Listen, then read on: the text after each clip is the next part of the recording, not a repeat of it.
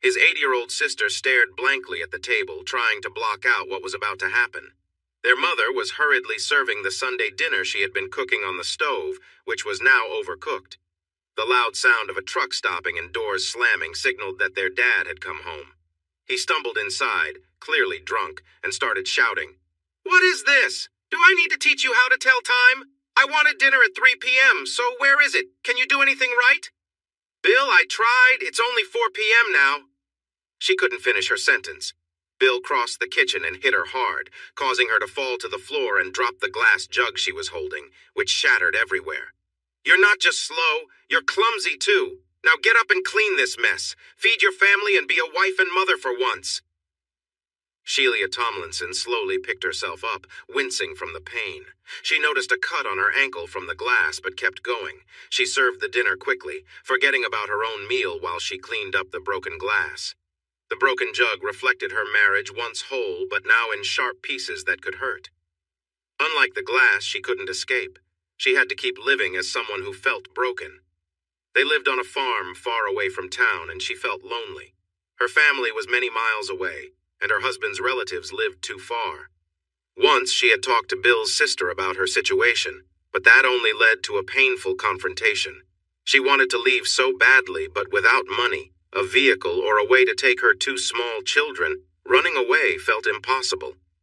After dinner, Bill walked over to Paulie and tousled his hair as he spoke. "Paulie, I've just taught you an important lesson. Never let a woman think she's in charge, because once they do, there's no way back." At the time, Paulie didn't really understand the statement, but later on, the troubled home he lived in would shape a dark part of him. Just after Paulie's 16th birthday, he came home one evening to find his mother sitting on the kitchen floor, looking lost and confused.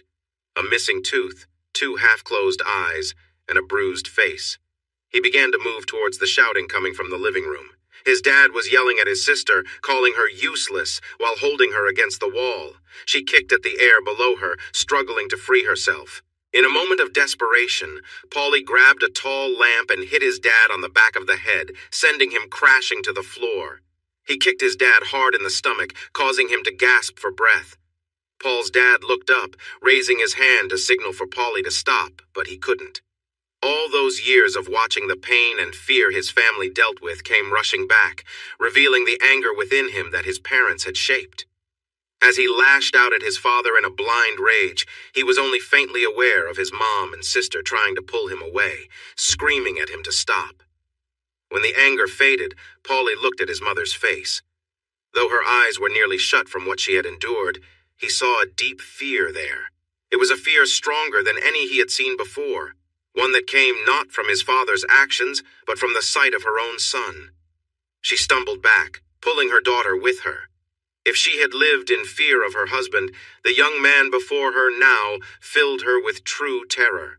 She realized he was on a path that could bring suffering to others, and she promised herself to keep him far from her and his sister. Months later, Paulie joined the Australian Army, leaving his family behind for good. The discipline and sense of purpose he found there helped him grow.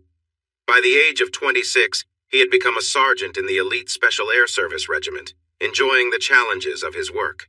His team of 4 was sent on a mission to meet someone who had information. But when they reached a few rundown buildings, they walked into a trap. The area was silent, except for a young girl in a burqa playing with a doll. As they approached her, she smiled, then dropped the doll and activated a detonator linked to explosives on her person. There was a sudden flash and loud noise that knocked Paulie to the ground. From his position at the back, he watched his 2 teammates get thrown over him and land several yards away, lifeless. The 4th member of the team also fell, but like Paulie, was starting to recover and prepare for what would happen next. 5 men rushed out from one of the buildings, firing their rifles toward the 2 fallen soldiers. Paulie and his comrade returned fire, quickly bringing down all 5 attackers in a storm of bullets. When the shooting stopped, Paulie crawled over to his partner, only to find him dead, a bullet having struck him in the face. Paulie took a moment to gather his thoughts. Nearby, a woman clutched what remained of a doll, crying. The little girl who had held it moments before was now gone. 4 small children clung to her, sobbing, and a few other women stood in a doorway, wailing at the tragic scene. Paulie reloaded his weapon, his mind cold and detached. He raised his gun and fired a short burst, silencing the cries of the woman and children. The remaining women screamed and fled back inside the building in terror. Paulie kicked open the door, revealing an elderly woman shakily holding an old handgun. Without hesitation, he shot her. Turning his gun on the other women, he yelled for silence. With fear now controlling them, they obeyed as he forced them outside. He made them lie face down on the ground, securing their hands behind their backs with zip ties. Sitting down, he drank some water and considered his next move, his thoughts drifting toward his darker impulses. His mind wandered to his father's harsh lessons from childhood about control and dominance, recalling a day when violence had taken over their home.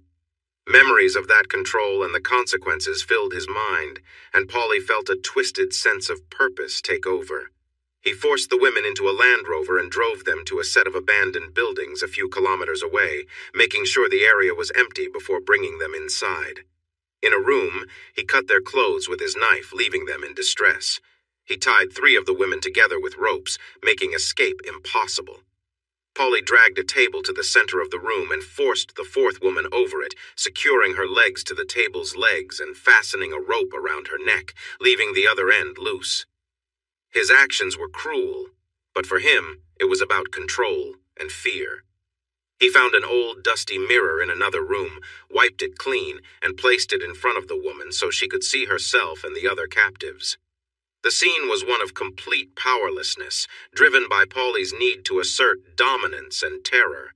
He remained in control, but the weight of his choices loomed heavily in the tense silence of the room. He started his experiment. 6 hours later, he was tired. He had discovered his new purpose, to fill another person with a deep sense of fear and dislike for him. The thrill of looking into someone's eyes as they sensed danger was better than any drug he could find. To make things even more intense, he had just seen 5 overwhelming moments of pleasure, 4 so strong he had never experienced anything like them before. 4 were his, and the 5th came from the woman who probably felt something at the end because he stretched out his own enjoyment for as long as he could. He chuckled, thinking at least she felt something joyful before it was over. He arranged the bodies in the room and collected as much evidence as he could before setting the building on fire to cover his tracks. Once he was far enough away, he parked and walked back, erasing his tire marks in case anyone came looking. After returning to the site, he called in to report the ambush and let events unfold. Accusations rolled in against the SASR mission, claiming they broke rules set by the Geneva Conventions, leading to a closed investigation. To ensure fairness, the Australian Army asked a senior British ex-officer, experienced in the complicated nature of such operations, to oversee the hearing. While many suspected Sergeant Paulie Tomlinson of committing serious wrongs against the local people, there wasn't enough evidence to take him to court. In the end, the Englishman, Mr. Smith, who led the hearing, recommended that Paulie receive an honorable discharge for his service.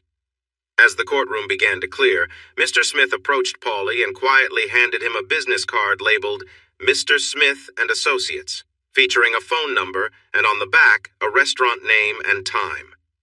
"Don't be late. I have an intriguing business opportunity for you, Paulie." This British man was a reflection of how Paulie viewed military leadership. With his stiff demeanor, he seemed to have smoothly moved through the right schools and workplaces to land in a position where people in charge believed men like Mr. Smith could best serve them. Within a week, Paulie was in London, with a new identity and his UK passport being expedited through special channels. He was excited about this new chance. Mr. Smith had assured him that his unique skills would be valuable, including those that had drawn scrutiny during his last mission. Over the next few years, their partnership grew so strong that they became known simply as Mr. Smith and Mr. Jones, with a business card to match. They were the kind of men who made problems disappear in the United Kingdom, especially when those problems could disturb the balance of power. And that brings us to this morning. Mr. A.C. Jones lay in bed, focused on his tablet as a short video clip played on repeat. It was a clip he had watched many times over the past year. In the video, a woman, Tanya Andrews, could be seen, her eyes captivating as she engaged with someone. This scene was part of the sophisticated sex ring scandal that Tanya had helped bring down, but for Mr. Jones it was more personal. He had become obsessed with her. Today, however, was different. He believed he would finally get his chance to meet Tanya in person. To him, it felt like a long-awaited moment, something he had fantasized about for a long time. His mind wandered to dark thoughts about how he would have handled things if he had been involved back then. But despite these disturbing fantasies, Mr. Jones had always managed to restrain himself, knowing that Tanya had an important role to play in an operation planned by Mr. Smith. This operation could change everything for both of them, although it likely wouldn't end well for Tanya. He had imagined this moment for so long, picturing how things would unfold. He wanted to be there at the end, to take advantage of the situation in the way he had always dreamed. After a few moments of lying in bed, lost in his thoughts, Mr. Jones finally got up to take a shower. In just a few hours, he would meet with Mr. Smith at London Airport. Together, they would board a private jet registered to their business, flying to Lyon, where they would meet Tanya. Mr. Smith would be responsible for diverting her from her holiday plans, bringing her into their scheme. Mr. Jones had never needed any enhancements like medication before, but today, he decided to take precautions. He wanted everything to go exactly as he had imagined when they arrived in Lyon. He wanted his first time with Tanya to be special for both of them. He hoped that if her vision of a life with her husband ever survived, she would remember their time together so fondly that whenever she was with her husband, she would think of him, Mr. Jones. He glanced at his watch. That moment was only hours away, and he would be counting down the minutes. As he stood in the shower, he felt a rush of excitement thinking about her. By tomorrow morning, he would not just imagine being with Tanya. It would be real memories. He planned to fill his mind with as many images of her as he could before this chance slipped away. He truly loved his job. 4 weeks before her exciting trip to St. Tropez with her husband Matt on the new motorcycle she had bought for his birthday, Tanya received an invitation for a secret meeting with a man she knew as Mr. Smith in London. The message said her moment to shine was coming soon. In a fancy restaurant in London, 2 people were dining together. They had a table for 2, and it was noticeable that none of the nearby tables had guests, even though the restaurant was busy.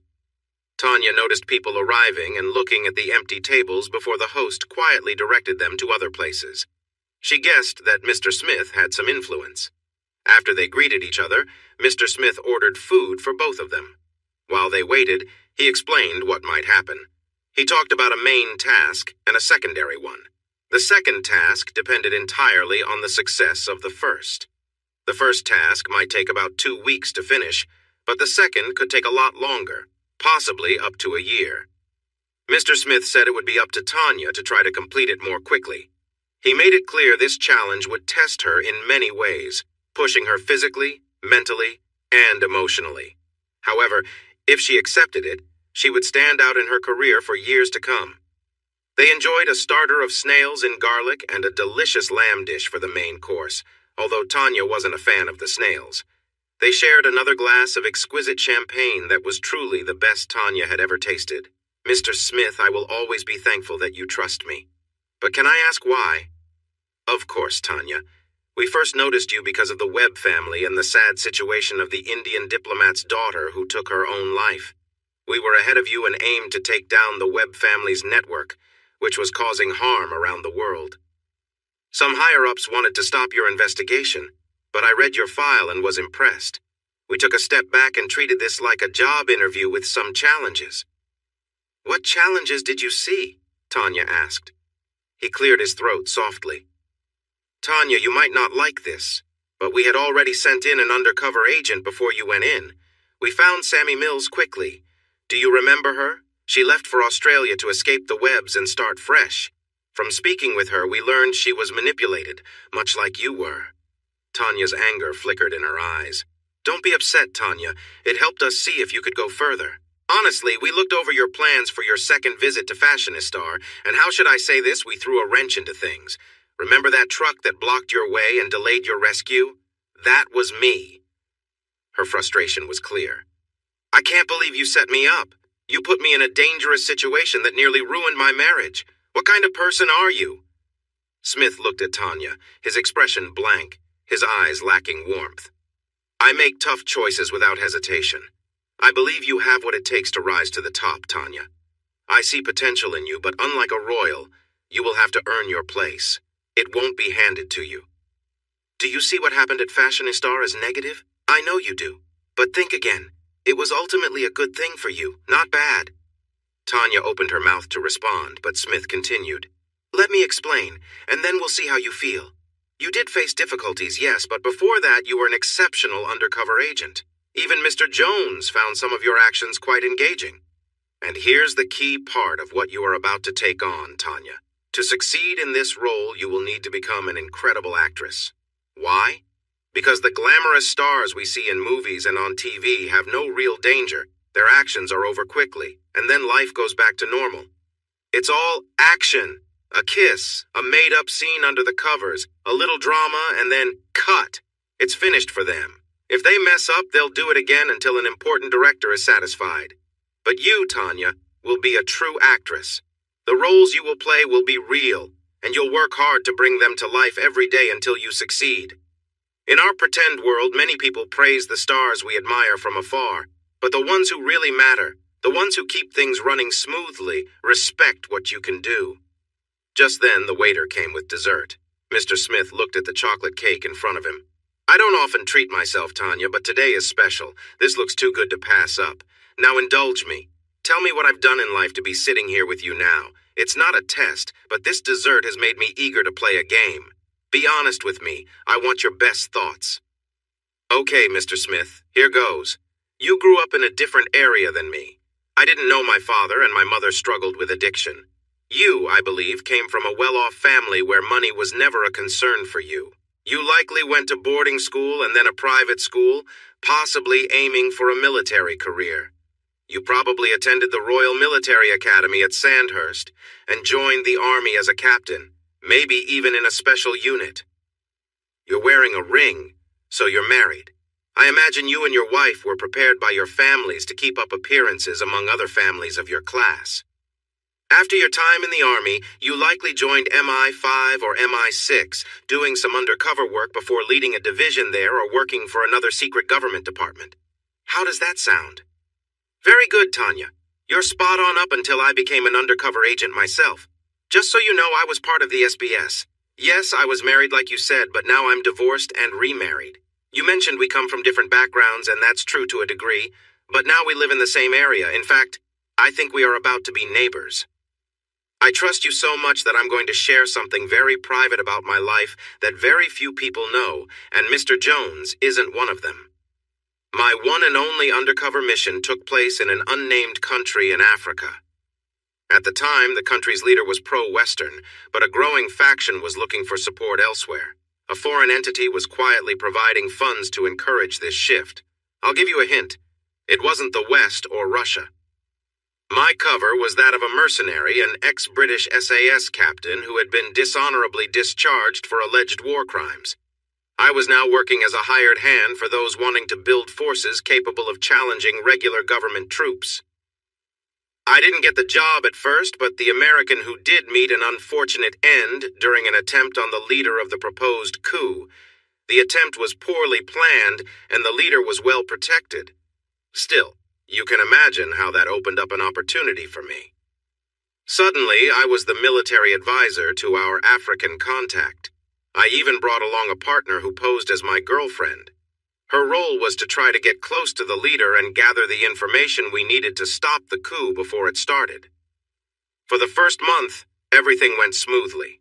We settled into a routine, and I was with him constantly while we trained his troops. However, our main objective was failing. Despite my partner's best efforts wearing attractive clothes, flirting, he didn't respond to her advances and kept his distance. We lived in a large complex and often spent the evenings at his personal quarters, which had a bar, a pool, and hot tubs. Sometimes there were large gatherings, but other times it was just the three of us and his two personal guards, who were always with him. One evening, it was just the five of us. My wife suggested we get into the hot tub and asked me to prepare drinks at the bar. Before I returned, she removed her bikini and entered the tub. Our employer followed suit and joined her. She tried to get closer to him, hoping to gain the upper hand. When I came back, he asked if I knew what she was doing. I replied that I had a good idea. He then asked if I had any issues with him being close to her, to which I shrugged, trying to appear indifferent. That's when things took a surprising turn. He told his bodyguards to remove their clothes but to keep their weapons nearby. Then, he directed my wife to get out of the hot tub and move to a large sunbed. He suggested she enjoy herself with his bodyguards first, and then added that he could bring more people if needed, but wanted to see her take control of the situation. Needless to say, the guards were eager to take full advantage of the situation. My boss moved closer to me, taking a seat beside the hot tub. We both watched what was happening on the bed. One of the guards, preparing himself, began by teasing my wife. Meanwhile, the other guard knelt behind her, starting his own actions as the scene unfolded. My boss asked if I was enjoying the sight. He remarked that it sounded like my wife was. He admitted he was watching closely, but that this wasn't the kind of entertainment he preferred. Then he stood in front of me, making an unsettling comment about my upbringing in the English private school system. He insinuated that I should demonstrate the kind of skills he assumed I'd learned. We were now in a situation far beyond what we had expected. We felt trapped, but we told ourselves we were doing this for the greater good, for the mission we were tasked with. We had to put our country's interests first, no matter the personal cost. And sacrifices were made. Looking back, I realized we might have pushed too hard in our attempts to get my wife close to him, and he figured out what we were trying to do. He turned it into a game, toying with us while giving us just enough hope to keep going. For the next 3 months, this routine became a regular occurrence. Sometimes more people were involved, and the situations grew increasingly unbearable. Eventually, things went too far. One night, he orchestrated an especially humiliating scenario. That night, I reached my breaking point. I swore to myself that I would find a way to stop him after enduring that final humiliation. Within days, 2 things happened that led to his downfall. Over the past few months, as my wife interacted with his close aides, she identified a weakness. One of them became infatuated with her and confessed that he wanted to escape with her and start a new life. Sensing an opportunity, she played into his feelings, telling him that the Americans had reached out to her through a spy in the camp. They promised her a new life and a significant sum of money if she could provide information about the coup plans. He fell for it.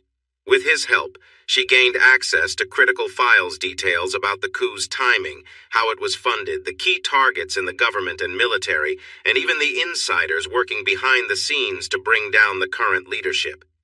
We now had everything we needed. As we prepared our escape, we received alarming news. In the next 48 hours, I was to be handed over to the foreign power backing the coup for interrogation and eventual elimination. Worse still, my wife was expected to be sold into slavery. Knowing time was running out, I hid 2 combat knives under the large sunbed our host often used for his degrading games. We hoped for a stroke of luck that evening, and it came when we learned there would only be 5 of us: the host, his 2 bodyguards, my wife, and me. After some time in the hot tub, our host snapped his fingers, signaling his guards. They grinned and began to undress. My wife followed the routine, but instead of immediately getting onto the bed, she knelt on the floor beside it. One of the guards, setting his gun aside, approached her. He lifted her chin, guiding her into a familiar scenario. We had counted on the host responding to this, and sure enough, he motioned for me to do the same on the other side of the bed. I positioned myself carefully, making sure the knife was within reach. This was his twisted game, and he enjoyed watching us humiliate ourselves. He instructed us to synchronize our actions, making sure the guards finished at the same time. As we went through the motions, experience had taught us when to expect the crucial moment. The guard with my wife always had a particular habit: he would hold her head still as he reached his peak. The other guard preferred a more restrained approach, wanting to see everything unfold at a slower pace. But we knew that this moment, carefully planned, would be the key to our escape. At the moment when both guards were lost in their own world, eyes closed and unaware, my wife and I seized the opportunity. As soon as the guard in front of me relaxed, I reached for the knife hidden nearby. In one swift motion, I slashed his throat. Blood poured out as he collapsed, trying to grasp what had just happened. At the same time, my wife acted. When the guard in front of her held her head still, she grabbed the knife and thrust it upward. Though she couldn't see well, she aimed for his abdomen. He staggered back, and I quickly moved behind him to finish the job, cutting his throat as well. Before our employer could react or leave the hot tub, we were on him. My wife covered his mouth to silence him as he struggled. I acted quickly, using the knife below the waterline to take what he valued most. He thrashed, but I brought it above the water. We pushed his head under, the water turning red, before pulling him back up, allowing him a brief moment to gasp for air. That's when I forced the piece into his mouth, using my fingers to ensure it stayed lodged in his throat. I told him that after everything, it was his turn to experience what he had forced upon others. He fought hard, but the struggle soon ended. Once we were certain he was gone, we let his body slip beneath the water. We rinsed off quickly in the pool, changed into fresh clothes, and used the exit code that had been provided by one of his aides. We returned to our room, dressed in dark clothes, and quietly left the compound. We found the hidden phone waiting for us and made our way to the rendezvous point, marking the start of our journey back home. To eliminate any loose ends, my wife had dealt with the aide who gave us the information. Earlier that day, she had lured him into our quarters. When the moment came, she acted swiftly, ending his life with the knife she had hidden nearby. In later years, she would mention how surreal that moment had been for her. "So, you see, Tanya," Mr. Smith continued, "I've been in situations like this before. You're going to have to get close to someone in this mission. It's not optional if we want this operation to succeed." Tanya, taking in the story, asked, "Mr. Smith, that sounds like an awful experience, but there's something I don't quite understand. At the beginning, you mentioned that you had a partner during the mission, but later referred to her as your wife. By the end, you talk about her confession as your wife in the future. Did you have your wife with you through all of this?" "Good observation, Tanya. When I got back, I returned home to my wife, who believed I was just away on some army training, but, like you and Matt, I couldn't share what I had been through, the difficult experiences I faced. This made it hard for me to connect with her again after everything that happened. But I found a connection with someone, Tanya. My partner in Africa went through similar hardships, even though she was single. In most cases where physical closeness is expected, we send operatives who are single and not attached. Our shared experiences brought us together as friends, and that friendship grew into love. We got married, and she mostly stayed at home to raise our child. We are still together and have a son now. Can't you see, Tanya? You are stronger than I was. You carried the burden of what happened, and your husband saw clear signs of it. But you worked through it and rebuilt your relationship. This next time will be tougher. There are time constraints that will make things difficult, and you'll need to play a role to convince others, but that won't show the real you. In the end, the real you can reconnect with Matt, heal what has been broken, and then create the family you dream of. By then, I will step out, so it's likely you could have both a loving family and a respected career, just like me." Tanya thought about what he said. It made sense. She could play any role needed. There was a difference between love and physical closeness, and she could separate the two, feeling sure that her connection with Matt would be unique. Yes, this could work. Matt had been understanding before, and she believed he could be again. She could soften the truth without evidence other than her own words. She felt she could manage this. After they finished eating and enjoying their coffees, Tanya signaled that she was going to head back to Bournemouth. "Tanya, really think about what we talked about today. You have the strength, but it will take a toll. It could really challenge your relationship. Mine ended in disaster, and yours was close to breaking for a while. I do have some strategies ready, including a backup plan if needed to ensure your relationship is still intact when this mission is done. It's the least I can do for your commitment. But be warned, it will still be a challenging journey, Tanya. We're discussing a mission that has yet to fully begin. The first challenge would come soon, and we needed to handle it carefully. However, we couldn't be sure that our target would take the bait when we presented it. Still, I believe he will, and that will mark the beginning of your journey." Tanya smiled as she left.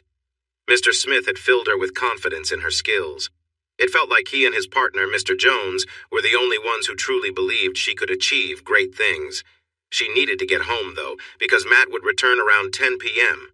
and she wanted to show him her love. After Tanya left, Trevor Austin Campbell, also known as Mr. Smith, considered the situation and the choices he needed to make. Tanya fit the profile perfectly to connect with a dangerous person they needed to handle, known as Mickey Two Guns. He had already sent an agent a year ago to deal with this threat, but it had ended tragically with the agent's death. Mr. Jones was involved in Mickey's life, but progress seemed slow. Smith also worried that Mr. Jones might not work in the government's favor if he discovered their true intentions. It was his mistake. He had rushed for quick results and forgot an important lesson he learned in Africa. If you push too hard, your enemy will see through you. Unfortunately, that had happened. On a positive note, the police had been informed about where to find the body, and luckily it was not in a public space. A USB drive was found in the pocket, containing a real video clip. What had been considered a rumor was now a serious threat that needed to be hidden away. It was up to his small, specialized team to solve this problem. The government relied on him to do the hard work, which was going to be challenging. Tanya was crucial, as she had the qualities needed for the task. But it was risky. The United States was far ahead of the United Kingdom in psychological evaluation. After reviewing some of Tanya's post-trauma evaluation videos, he sensed something was being missed. The relationship between the US and UK intelligence agencies had remained strong, despite changing political situations. Using his contacts, he asked the Americans to take a closer look at Tanya. They confirmed his concerns. She had a serious personality issue that, under the right circumstances, could deeply affect her and those around her. The report explained that her difficult childhood had impacted her significantly in two ways. Tanya had a strong desire to be successful and to be the best in whatever she chose to do. Part of this came from wanting to get back at those who had hurt her mother.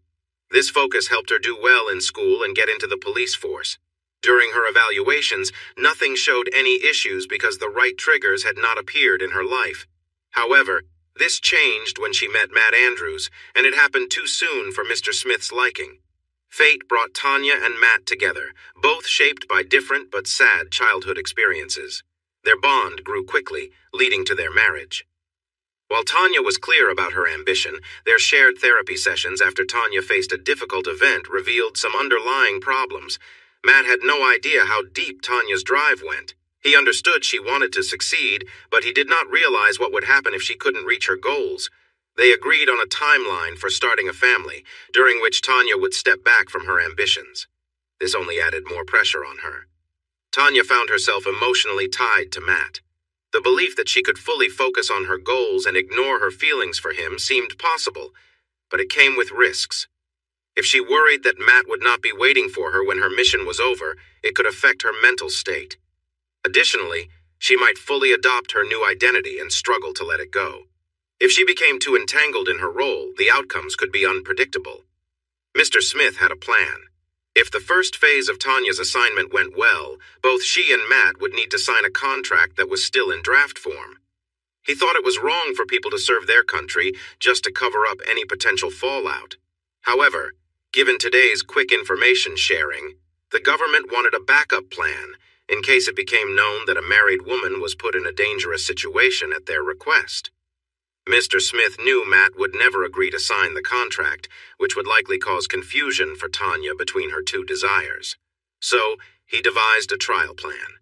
When Tanya returned from Dubai, he would test it to see if it could keep her emotionally connected to Matt. For Matt, this could create a lasting gap in his feelings for Tanya, but that was not a concern for Mr. Smith.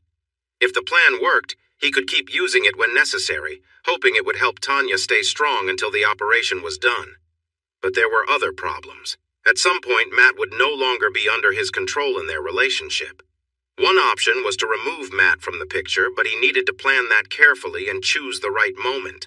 It wasn't urgent, but he would talk to the Americans to see if they could figure out the best time that wouldn't risk the operation.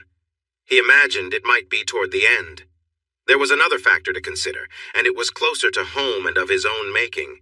He had someone on a tight leash who showed an unhealthy interest in Tanya. He needed this person to watch over Tanya during the operation. However, he worried this individual might become too aggressive and pose a threat to her. He had seen the damage this person could cause, and it was unsettling, even for him. It was ironic since he had brought this person on board after a troubling past involving harm to others. He had a plan. He would let this individual have a chance to interact with Tanya, but under strict control. After that, he would make it clear that pursuing Tanya would lead to serious consequences for him. He would offer this person a chance to have his desires fulfilled at the very end, tying up what he thought could be a loose end. Everything depended on the operation and Tanya's husband, Matt. If he could keep everything in balance for as long as possible, there would be a stable situation. If one part fell apart, he would reassess and act accordingly, even if it meant drastic measures. He took a sip of his brandy and dialed a number on his phone. "Good afternoon, Mr. Prime Minister. Our target has just left the restaurant. I'm pleased to say I've set the stage for her journey. Now you need to write a letter that will ensure she stays committed to this challenge. Operation Culebra will begin in 4 weeks. Goodbye, sir."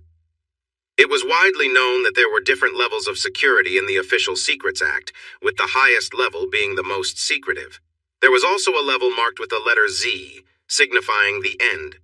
This was used for situations that could be seen as critical. Items categorized with Z were handled differently. They could not be written down or shared electronically, and could only be communicated in person. The term end of the world was metaphorical, not literal. When anything marked with a Z level of secrecy came up, only those directly involved would understand what Z really meant. Operation Culebra was an active mission. It had goals that were common when dealing with large criminal groups like that of Mickey Two Guns, whose real name was Michael Watson. He came from a long line of Essex gangsters. His father, Reginald Watson, started the business in the 1970s with various illegal activities before moving into drugs by the mid-1980 AS. In 2017, Reginald was killed in Estonia during a troubled drug deal, leaving the business to 30-year-old Michael. By then, Reginald had realized the value of honest businesses and owned many, including a big casino and nightclub called Two Guns, named after Mickey. However, Culebra was a cover for Operation Porn, a top-secret mission that would never be written down in official records. Neither Mr. Jones nor Tanya knew the real goal of their mission. If they ever found out, they would understand how serious it was. Tanya would likely manage it well, but Mr. Jones might see it as a chance to take advantage for himself, which was a major concern. He could only make plans to prepare for any outcome, ensuring that pieces in play could be removed quickly if needed. After finishing his brandy, he left the restaurant lost in thought. One amusing thought was about the name Porn. It meant someone who gives themselves for profit. What a fitting name for this operation. 4 weeks later, during Matt and Tanya's holiday, Mr. Smith called Tanya while they were on their way to Geneva. "Hello, Tanya. I know you're on holiday, but you need to make a decision right now. We're at a point where I can explain what the government wants you to do." Mr. Smith told her the mission was to take down Mickey Two Guns, one of the most infamous gangsters in England. He outlined the plan and clearly stated what was expected of her. After explaining everything, he asked the big question. "If you have any doubts, it's okay. We have a backup plan. We've booked you a hotel in Lyon, so you'll need to change your route and follow the instructions I'll send you soon. So, last chance, Tanya. Are you in or out?" Tanya felt her heart racing, and she was shaking with adrenaline. She waited for a moment, swallowed, and then replied, "I'm with Mr. Smith. Please send me the details." The call ended without any further words. Mr. Smith smiled to himself. Tanya was the only person chosen for this mission because she was seen as most likely to succeed. Tanya made up an excuse to Matt, and they headed to the hotel in Lyon. She wanted to be in the room before she told him the important news. Speaking while they rode the bike would mean she lost control. He could just keep going and ruin the plan. As expected, things did not go well. She got Matt to take her to the airport, knowing he would try everything to stop her from leaving. In the terminal, she sent a message, and soon 2 serious men walked toward them. "Tanya Andrews? Nice to meet you. We were told you'd be alone. Who is this gentleman?" "He's my husband." The 2 men exchanged glances. "You know he can't be part of this. He cannot go beyond this point. We need to leave quickly." Tanya and Matt looked at each other, silently communicating. Matt stared blankly as if he were lost in his own thoughts. Tanya tried to express understanding through her gaze. She kissed him, but he did not respond. She felt as if he was closing himself off. As the two men moved away, she stood still, looking at Matt, neither of them moving. One of the men spoke up. "Are you in? If you are, we need to go now." Tanya's eyes shifted from Matt as she started to walk away. Matt called out, "You said you wanted my support as you reach your goal, but there's a problem, Tanya. Just like in football, you can only play for one team. This is your last chance to choose which team you want to join. Us, me and you, starting a family together, or whatever this next step is, it's your decision." She paused. The two men were a few steps ahead, waiting in a doorway out of the departure hall. She began to turn, and Matt thought she changed her mind. But then she looked at the men who were signaling her. She glanced back at Matt, who stood still and expressionless. With a sad face, she silently mouthed, "I love you," before following the men, letting the door close behind her. "Now that your husband is gone, I'm Jean-Claude, and this is my colleague Philippe. We are from Interpol. Your colleagues have sent the files you need to review. They will provide your identification and appropriate clothing for the operation when they arrive in a couple of hours. Then, in about 7 hours, you should be at the operation site." They left Tanya with a tablet so she could dive into the files. As she arrives in Dubai, she knows she needs to become Tammy Willis. The two men had left Tanya alone in the room so she could focus. Earlier, her phone buzzed with a password to access the tablet. She smiled when she saw it. R1GHT_Cho1CE_T. It was a clear message from Mr. Smith and Mr. Jones. She expected they would join her in Lyon soon. She opened the tablet and found a folder named Culebra in the Documents section. Inside were several PDF files and a few images. She clicked on the file labeled 01_PM and began to read. "Dear Mr. Smith, I want to thank you and your small but important team that our government relies on more often in times of need. You know about our current challenge. I trust you will be able to handle this serious matter that could harm our country's reputation. Please pass on our thanks to the best operatives involved in this task, especially XX and XX. The senior members of the cabinet admire her dedication to the role she is about to take on, especially considering the personal sacrifices mentioned in the agreement she and her husband must sign before we proceed with full commitment to the project. I'm sorry to hear that your team lost one member while getting close to this issue, but I hope XXX's can see it through to the end. The sacrifices she is about to make are significant, and as someone with a loving partner, I hope she can remain strong and rebuild her personal life after this challenge. With great hopes for your success, the Prime Minister." There it was, the recognition she had worked so hard to earn.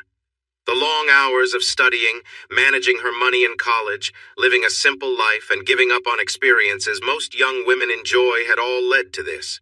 She had also sacrificed love along the way. Love almost held her back from achieving her dreams.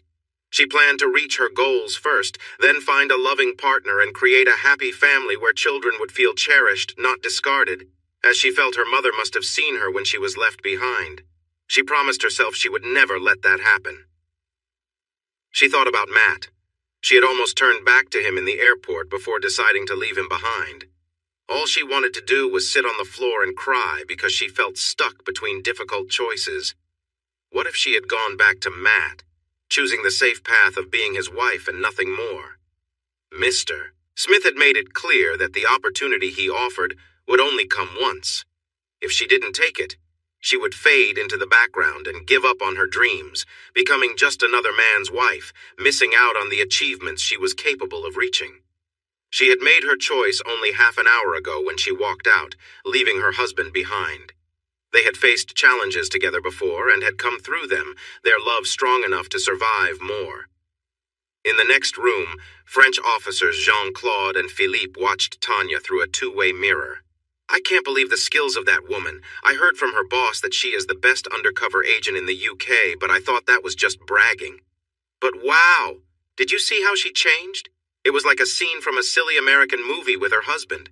But as soon as she entered the room, she became the true professional we see now." Jean-Claude sighed. He was nearing retirement and wondered if he should stay longer if Philippe was typical of new Interpol officers. "Is that all you see, Philippe? I see a troubled woman who might fall apart soon and take those close to her down with her." Jean-Claude, really, I think you're too cynical. If you can persuade me before the hairstylist arrives, I'll treat you to dinner at L'Alexandrin. If not, the dinner's on you. Deal? Jean-Claude laughed, thinking this would be easy. Okay, let's observe her closely. Watch her face. They watched for several minutes as she focused on her tablet. She scrolled but suddenly stopped, her finger hovering over the screen. Did you see that? She blinked twice quickly. There was a slight twitch in her face. If you weren't paying attention, you would miss it. And her finger is still on the tablet. She seems frozen. I think she's feeling the weight of leaving her husband. Remember, she walked out at the start of their holiday, and her husband will soon piece together what happened, which could lead to problems for us. We need to be ready. They continued to observe her for another 15 minutes until the hairstylist arrived to prepare her for her role. Her hair needed to be lighter and cut shorter. I owe you dinner, Jean-Claude. Now that you mention it, I see it too. Do you think she is struggling with her job and her relationship? How did you know that? I've seen this before in my years, but it was with an American woman. She wasn't married, but she had a strong connection with one of our men. They were both assigned to work against Greenpeace, spying from different angles. After a year, they ended up together because of Greenpeace's activities in French Polynesia. She found him with a girlfriend who was 3 months pregnant, and the girlfriend had no idea he was working undercover. The American woman was sent back to Paris after a few weeks. I worked with her, but she had changed. She showed signs of a split personality just like the English woman we've been observing. What happened then, Jean-Claude? One day she just disappeared from Paris. A few days later, our man and his girlfriend were found dead, supposedly in a robbery gone wrong. It doesn't take a genius to see who was responsible. She was discovered a week later trying to return to America. I heard they put her in a mental hospital, thinking she could never be part of society again. As I said, this one shows all the signs. It's not a matter of if she has a breakdown, but when and how much chaos it will cause.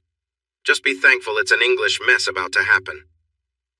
They left to grab a coffee and wait for Mr. Smith and Mr. Jones to arrive from London.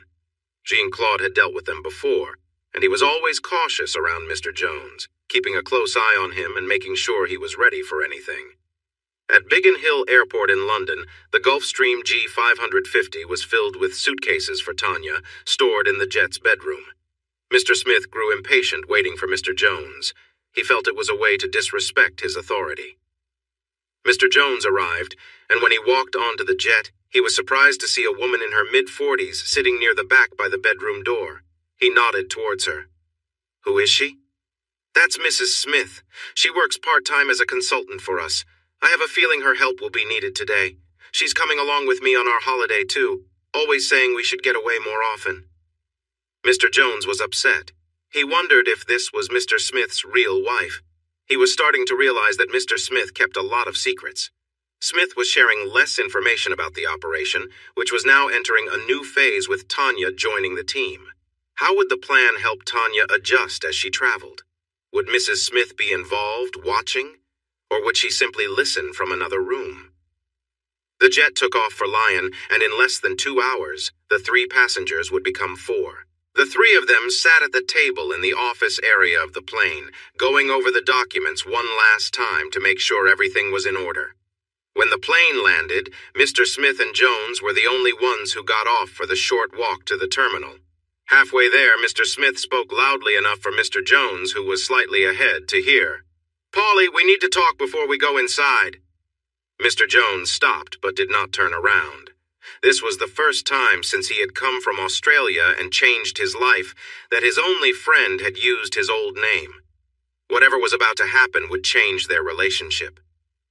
I know you have feelings for Tanya, and that you followed her.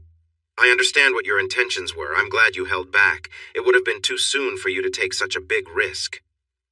This assignment with Tanya will elevate us in the eyes of those in power in Britain. If we fail, then the consequences will be dire. You have your own way of living, Paulie, and I tolerate it because you excel in your roles for our country. But I need to be clear, you must not cross certain boundaries if you want to remain in good standing. You will not interfere with Tanya in a way that puts our mission at risk. Once you involve her, step back and let her do her part. I understand you have your own desires and feel you deserve something for your efforts.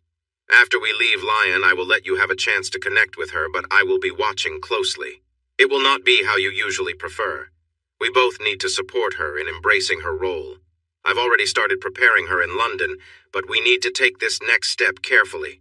I brought Mrs. Smith to help in case Tanya has any doubts once we begin.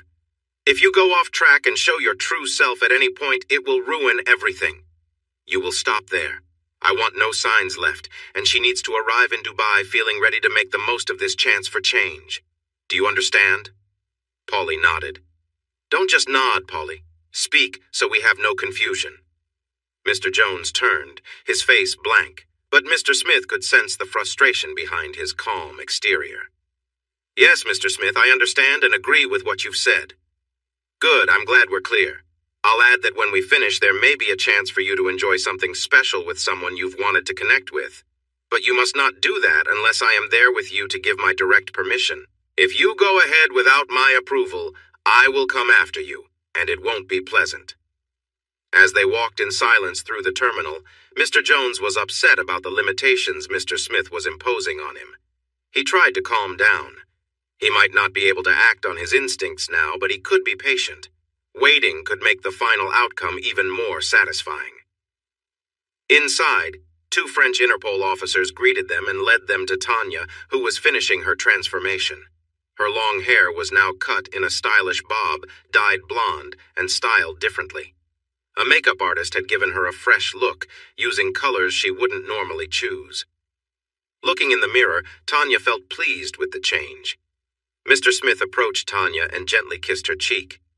Tanya, this new style really suits you. Do you like it? Actually, yes, I do, Mr. Smith. Tanya noticed that Mr. Jones said nothing, just stood at the doorway with his arms crossed and a sly smile. She felt as if someone was watching her closely, like a predator eyeing its prey. From now on, you're Tammy Willis. Tanya is in the past for now. Please gather your things. I assume you turned off your phone as soon as you left Matt? Mentioning his name changed her expression from joy to sadness in a heartbeat. Mr. Smith touched her shoulder gently. I'm sorry the notice was so short. I didn't like cutting your holiday short like this. I understand how Matt must feel. It shows how much he cares for you. But trust me, this sacrifice, your goals, and the rewards at the end will be worth it. I hear you received the letter from the Prime Minister? He spoke to me earlier today to express how proud he is of you for prioritizing your country in this difficult situation. Once you finish the task, he wants to meet you and Matt in person to say thank you. He'll tell Matt that he should appreciate having such a dedicated wife like you. Tanya smiled, realizing that this meeting wouldn't fix everything, but if the Prime Minister explained to Matt why things had happened this way, it could help them start rebuilding their life together. As Tanya picked up the few items she had taken when she left Matt, Mr. Smith reflected on his last comments. He intentionally waited until the last moment to share this information with Tanya. Giving her a heads-up might have let her think it over, especially if her guilt prompted a talk with Matt. As for the Prime Minister, he was a tricky person. He would say whatever he needed to ensure that the operation succeeded. Like Mr. Smith, his entire political career was deeply linked to this as well. They walked back to the plane, where Mrs. Smith was sitting in the bedroom, looking over some papers. Tanya, the woman sitting down there is Mrs. Smith, and she is part of this operation to support you. She's busy right now, but you will have a chance to talk before we get to Dubai. They discussed the planned steps of the operation in Dubai. Mr. Jones was already known to Mickey Two Guns as Lucas Jones, a freelance agent skilled at finding useful information at the right time. Mickey had ways to check on Lucas's past and only needed to adjust the original investigation into Mr. Jones, previously known as Paulie, to show a dishonorable discharge. Now they had a person Mickey could connect with. The main part of the operation would take place the next morning. Mr. Jones was set to arrive at Mickey's lavish retreat in Dubai, which looked more like a 5-star resort than a home. He would be traveling with Tammy Willis, who sat next to Mr. Jones during the flight and accepted his offer to stay overnight.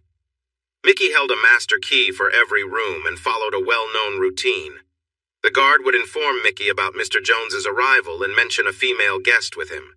This was unusual and would catch his attention, so he would open Mr. Jones's door around 9 in the morning. They would be ready for him, prepared to have him invite Tammy into his life. Tammy, we need you to handle this first critical part smoothly, without showing any signs of discomfort. You must make Mickey believe you are guiding the situation. It's a good idea to practice now, so you're relaxed before it's too late. If you go to the bedroom, there are some clothes for you to change into." Tammy walked down to the bedroom, feeling uncertain. As she entered, Mrs. Smith looked up from her notes and gave her a brief nod, a slight smile on her face, which Tammy found somewhat reassuring. On the bed, she noticed a bag with a pair of new black heels and black stockings, and nothing else. There were also 2 unopened suitcases. Unsure of what to do next, she opened the door slightly and called out, "Excuse me, Mrs. Smith. Can I have a quick word, please?" "Of course," Mrs. Smith replied. "Let's have a chat." Mrs. Smith walked into the bedroom and closed the door behind her. Mr. T. Smith, seated at the other end of the aircraft, watched quietly, knowing that this conversation was crucial for Tanya's role in the upcoming mission. He had brought Mrs. Smith along specifically for this reason. Sitting on the bed, Mrs. Smith patted the space beside her, inviting Tanya to sit. "Let's be straightforward, Tanya. You need my help and time is running out. I'm the real Mrs. Smith, and I know my husband has probably told you how our relationship began. I wasn't always in this life. During university, I did things I'm not proud of to make ends meet, but I grew to accept it. Eventually, I left that life behind and applied for a job, which led me to one of the government's intelligence agencies." Mrs. Smith paused for a moment, then continued. "When my past came to light, they decided to use those experiences. After some small missions, I was given a big opportunity in Africa. My task was to seduce a powerful man, using my abilities for the mission. It wasn't easy, but I had to push through, and that's what you must do now." She placed her hand gently on Tanya's knee. Tanya, feeling uncomfortable, instinctively pulled her legs together. "I'm not sure I can do this," Tanya admitted, her voice shaky. "I thought I could handle it, but I'm not so sure anymore." Mrs. Smith looked at her kindly. "Tanya, you need to separate emotions from the task at hand. Love is for your husband, but this mission is just a job. If it helps, don't think of it as anything more than work like any other task. Start telling yourself that it's just an act, over and over." Tanya hesitated but began whispering the words, her eyes closed. She repeated, "It's just an act," trying to steel herself for what lay ahead. Mrs. Smith leaned in gently, her voice encouraging, but Tanya focused on the words, repeating them silently in her mind. Mrs. Smith gently pulled away from Tanya, who had closed her eyes again, still repeating the words Mrs. Smith had told her. "It's just an act. It's just an act." After a few moments, Mrs. Smith stopped and spoke softly. "See? Focusing makes it easier. When the time comes, if you concentrate, your mind will handle it without needing to keep repeating those words." She pointed to the clothing in the bag. "That's all you need to wear. When you meet Mickey, it's likely the only thing you'll be wearing. Now put them on and go practice how you think tomorrow will unfold." Tanya hesitated. "Are you sure? One of them is your husband." Mrs. Smith chuckled. "I'm sure. Just as I know you'll do well, I know he's a great actor. Who do you think taught me that little mantra?" Tanya slowly undressed, then put on the black stockings and heels, feeling nervous under Mrs. Smith's gaze. Mrs. Smith stood up, giving her a gentle hug. Before stepping fully into her role, Tanya, now Tammy, whispered, "I love my husband. If he finds out about this, he'll hate me, but I know we can rebuild. We've always been strong." Mrs. Smith reassured her. "He won't find out everything. What you're doing is for the mission, and we all know that. Now go, be the perfect actress. Convince them. Oh, and use this." She handed Tammy a small sachet of lubricant. Tammy applied it as instructed, preparing herself before heading toward the door. With her hands on her hips, Tammy stood confidently in the doorway. Both men turned to look at her immediately. She had their attention. With a purposeful sway in her steps, she walked across the plain until she stood before Mr. Smith and Mr. Jones. They smiled, Mr. Smith with calm approval, and Mr. Jones with an intensity that made her uneasy. Tammy took a deep breath, reminding herself of her role. She reached out, touching both men lightly on their arms before giving each of them a soft kiss. She was ready to play her part. As she knelt in front of them, she glanced up at Mr. Smith, then reached for his belt, her hands steady. She repeated the gesture with Mr. Jones, maintaining her focus and remembering that it was all just an act. Her hand reached across to Mr. Smith, gently pulling him closer so she could touch him without needing to change her position. She kept her focus on Mr. Jones, though something about the look in his eyes unnerved her. His cold stare was unsettling, and she could sense something dark behind his expression. She pushed the thought aside, repeating the mantra in her mind. "It's just an act. It's just an act," trying to steady herself.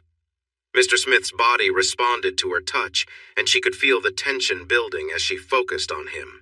But her eyes kept drifting toward Mr. Jones, who seemed almost detached from the situation. His torso, marked by unsettling tattoos, told a story of pain and violence. The artwork on his body showed writhing figures and torment, which sent a chill down her spine. She forced herself to look away and focus on the task at hand. She shifted her attention back, trying to remain composed, and continued with her role. After some time, she noticed Mr. Smith's encouraging expression, almost like a nod of approval. His reaction, though calm, made her feel like she was performing her role well. She alternated her attention between the two men, trying to maintain her focus and keep her mind in the moment. After a few minutes, the atmosphere in the room shifted. She heard movement behind her, and when she looked up, Mrs. Smith had entered the room. She quietly cleared the table of papers and glasses, laying a blanket over it. Understanding what was expected next, she moved to the table, positioning herself carefully. Mr. Smith stepped forward, standing in front of her, while Mr. Jones lingered nearby, his expression unreadable. Jones moved behind her, and as Tammy opened her mouth to take Mr. Smith again, she braced herself for what was coming next. She was thankful for the preparation earlier, as Jones applied pressure, pushing forward. The sensation was overwhelming, her body responding automatically to the unfamiliar feeling.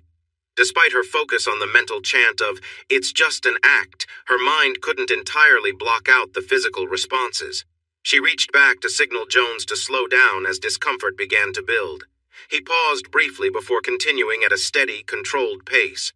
Her body, though initially tense, began to adapt, and she could feel her mind drifting back to the task at hand. Mr. Smith, gentle in his movements, surprised her with his tenderness. In contrast, Jones steadily increased his pace behind her, hands gripping her hips as he quickened his rhythm. Each movement caused Tammy's body to sway in response. Mr. Smith allowed her to set the pace, his presence calm as Tammy worked through the situation. As the rhythm between them intensified, the sensations became harder to ignore. Her body was reacting to everything around her, and soon Mr. Smith could no longer contain himself. She felt him release as she did her best to stay in control, her mind still repeating the mantra. Mr. Smith stepped back, and Tammy was left catching her breath, her body still reacting to Jones's increasing intensity. Tammy gripped the edge of the table tightly, trying to steady herself as the intensity overwhelmed her. She had hoped to stay in control, to save her emotions for when she was back with Matt, but her body had its own reaction, one she couldn't stop. She felt the surge building inside, and despite her efforts to hold back, the release came fast, overtaking her in a powerful wave. Her body trembled as she tried to regain control. As Mr. Jones slowed down and finally pulled away, Tammy took a deep breath. She was physically drained, but knew that things weren't over. Mr. Jones walked around, standing in front of her, and gently lifted her chin, making her look at him. His expression was clear he wasn't done yet. She hesitated for a moment, then opened her mouth. Trying her best, she worked to satisfy him, adjusting her movements in hopes of finding the right rhythm. But Mr. Jones was impatient. His frustration grew, and he took control, pushing harder than before, making her uncomfortable. Tammy tried to push back, but it was no use, he was too strong. Just as she felt panic rising, Mr. Jones's attention was caught by something else. He turned his head slightly and froze. Less than 2 feet away, Mrs. Smith stood with a small but lethal Beretta Pico handgun aimed at him, her face calm but serious. Without a word, she made it clear that she was ready to act. Mr. Jones released Tammy immediately, raising his hands in a theatrical gesture as if to say, "What now?" Tammy, unaware of what had just happened, pulled herself away, gasping for air. She understood what needed to be done to end this situation. Her mind was racing as she followed the routine, pushing herself past her comfort zone. She did what was expected, trying to suppress the discomfort that came with it, knowing it was all part of the act. When it was over, Tammy felt drained, both physically and mentally. Mr. Jones pulled away abruptly, leaving her feeling exposed and shaken. Mrs. Smith quickly stepped in, helping Tammy up and guiding her back to the bedroom. Once inside, Tammy removed what little clothing she had left and stepped into the shower, letting the warm water wash over her, trying to cleanse the emotional weight of the situation. In the bedroom, Mrs. Smith prepared the next set of clothing. Each piece had been carefully chosen to appeal to Mickey, based on what they knew about his preferences. As Tammy dried herself off and looked into the mirror, a tear escaped from her eye, not from the role she was playing as Tammy, but from the part of her that was still Matt's wife. That part of her soul, buried under the layers of her mission, longed for peace and resolution, even though she knew she had to continue for the greater purpose. Meanwhile, things were escalating outside. Mr. Jones had pushed boundaries too far, disregarding their earlier agreement. His behavior became increasingly reckless, and Mr. Smith, who had been trying to maintain control, felt his anger rising. Jones was letting his darker instincts take over, and Smith could see the danger in that. Without Jones noticing, Mr. Smith retrieved his handgun from a nearby safe, ready to confront him. But before he could act, Mrs. Smith had already intervened. She stood calmly, her pink-handled Beretta Pico aimed at Jones, keeping the situation in check. Smith would have to discuss her concealed weapon later, but in this moment, he was grateful for her quick thinking. Tammy, unaware of the tension building outside, was still recovering from the emotional strain of her task. Meanwhile, Mr. Smith approached Jones, pressing his gun firmly under Jones's chin. "What did we agree on in Lyon?" Mr. Smith growled. "If you ruin this, everything falls apart, and believe me, if that happens, we're both as good as dead." Jones laughed softly. The older man did not scare him. "If you shoot that gun, you might damage the plane, which could cause serious problems when we lose pressure. I'm no airplane expert, but I wouldn't want to risk it. Would you?" Mr. Smith was very angry. "If you've hurt her already, I'll have no choice but to do something drastic. There's no backup plan. You need to set aside whatever strange idea you have about that woman for now. As I said before, I'm telling you directly that you can let her go. If you can't, then you're the one I'll need to deal with quickly. I'm sure Mickey would love to know what you're really up to." He set the gun aside as both men glared at each other. Mrs. Smith had come out from the bedroom as Tammy was in the shower, holding her Beretta. "Gentlemen, you need to stop this fighting now. Your little princess in there is delicate. Don't damage her when you need her most, okay? And you, if I hear you treated her in any way like this disturbing display, I will find you. I promise. I'll leave our little princess alone except for what we agreed on. But if Mickey wants to handle her differently, then you need to convince him otherwise. I'm serious. I will come after you, and I'll make sure your monster pays." Mr. Jones shrugged. "This could be an interesting game. What if I catch you first? Do you enjoy a challenge?" Mr. Smith pushed the gun back under Mrs. Jones's chin, his face red with anger. "Now be quiet. Keep your thoughts to yourself. We've had a good working relationship up to now, and I don't want to ruin it. If you do, I'll end it for you. Let's forget the last half hour. As soon as Tammy is back, you both need to get ready, and then I will too. We only have about 90 minutes until we land, and we all need to stay focused." Mr. Smith stepped back and put his gun away. He needed to regain his calm self, but Mr. Jones was definitely getting on his nerves. Little did Mr. Jones know that Mrs. Smith truly was Mrs. Smith. 20 minutes later, Tammy came out wearing the outfit chosen for her. Mrs. Smith had made a great choice. Tammy wore a stylish black and white plaid outfit with large chrome buttons down the front and sleeves of the jacket, which flattered her shape. Underneath the jacket, she wore a matching crop top and a short wraparound skirt that had more buttons and a split. Black knee-high boots with a little heel completed the look, giving her an appearance that was both attractive and professional. Tammy focused on what she had to do, trying to push through her discomfort. She forced herself to continue, ignoring the unease in her body. Finally, she could tell Mr. Jones had reached his limit. As he pulled away, she braced for the final moment, but instead of finishing quietly, he decided to humiliate her further, leaving her face smeared with the aftermath. Tammy tried to compose herself, blinking through the mess, and Mrs. Smith quickly moved to help her up. Gently, Mrs. Smith guided her back to the bedroom where Tammy could shower and clean herself. Once inside, she removed the little clothing she had left and stepped under the shower, trying to wash away the feeling of what had just happened. While Tammy was in the shower, Mrs. Smith prepared the outfit she was to wear next. It had been carefully chosen to appeal to Mickey, based on what they knew would catch his attention. Tammy dried herself off, staring at her reflection in the mirror. A tear rolled down her cheek, not from Tammy, but from the part of her that was still Matt's wife.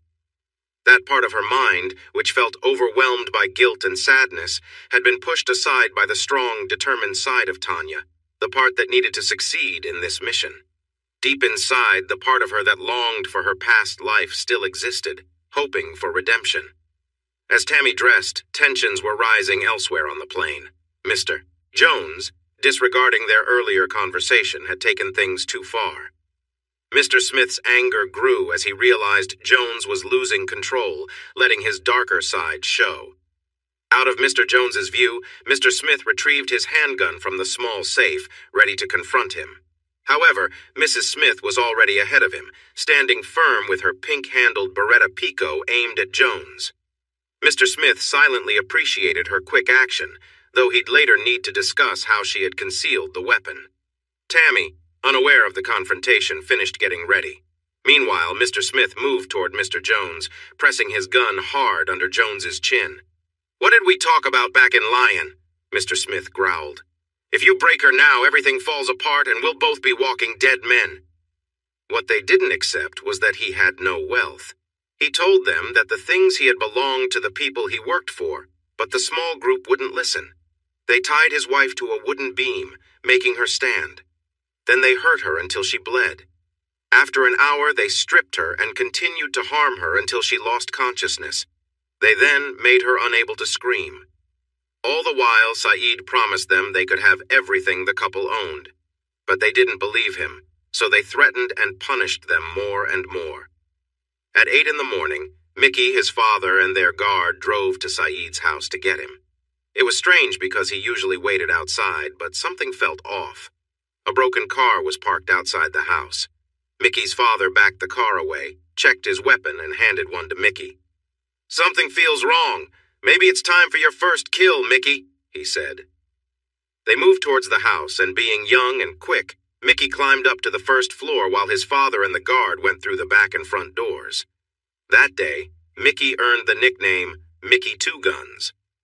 As he carefully went down the stairs, a board creaked under his feet, giving him away. When one of the gang members ran into the hallway, Mickey acted quickly and shot him. There were no words or warnings. He jumped down, picked up the man's gun, and ran into the room where Saeed and Fatima were tied up. A gang member stood next to each of them, holding a gun to their heads, yelling at Mickey, but he didn't understand. He stepped into the middle of the room, raising both guns, and fired at the two men. They fell, and Saeed and Fatima were saved. Once his father secured their Dubai base, they offered to work for Mickey in exchange for food and shelter. This made a strong bond, and Saeed and Fatima became Mickey's most trusted friends. Because of this, Mr. Jones was always cautious in Dubai. The guard checked that Mr. Jones was on the list and sent a message to Mickey and Saeed about his arrival with a guest. When they woke up, Mickey would know the guest was there. It was now 3 in the morning, and both Lucas and Tammy were ready to sleep, though Tammy struggled with her thoughts about the big step she was taking in this operation. At 7 in the morning, Mr. Jones placed a small device against the wall that connected to Mickey's room. With her hair styled and makeup redone, Tammy was certain to draw attention. As she sat deep in thought, Mrs. Smith could sense that Tammy was wrestling with conflicting emotions within herself. The sooner they landed and the mission truly began, the better. After the plane touched down, Lucas Jones and Tammy joined the other passengers from the British Airways flight from Heathrow, heading through passport control. Once they entered the public area, they were met by Mickey's driver, Yusuf. Yusuf greeted them with a grin. "You have a guest, Jones. I must say, she's easy on the eyes, yes?" Playing along, Jones gave Yusuf a friendly slap on the back. "It's easy on the eyes, and yeah, she definitely is. We got to talking during the flight, and let's just say we hit it off. She was booked at some terrible hotel, so I said Mickey wouldn't mind her staying at his place. What do you think Mickey will say?" Yusuf laughed. Mickey might like that, but his lady probably won't. Still chuckling, they made their way to the Range Rover for the drive to Mickey's holiday home. During the ride, Jones leaned in close to Tammy, trying to assert control, though she tried to maintain her composure. His behavior was unsettling, but she knew she had to stay focused on her role. As they arrived at Mickey's property, Tammy was struck by how impressive the place was. It resembled a small, luxurious five-star hotel. The estate was surrounded by a high perimeter fence with a guardhouse and a large set of automatic gates. The security measures made it clear the home was built to keep intruders out and buy time in case of any threats.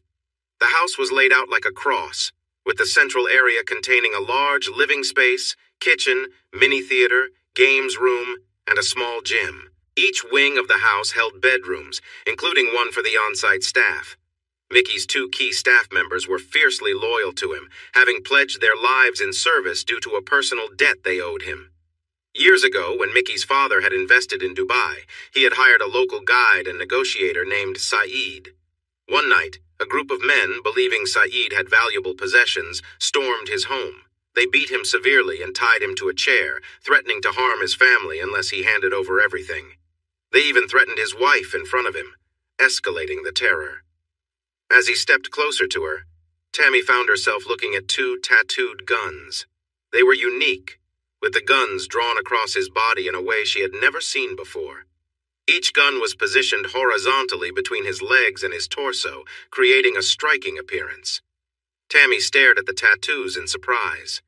Yeah, I always get that amazed look from women when they see these tattoos up close. Most guns can cause harm, but these represent love and life, he said.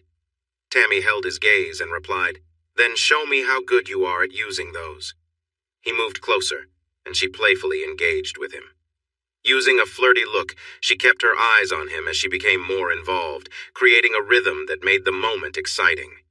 As things began to reach a peak, she recalled what she had learned and stopped what she was doing. With a playful touch, she pulled back and smiled as he seemed to enjoy the experience. After he relaxed, she pulled back again, showing her playfulness while never breaking eye contact.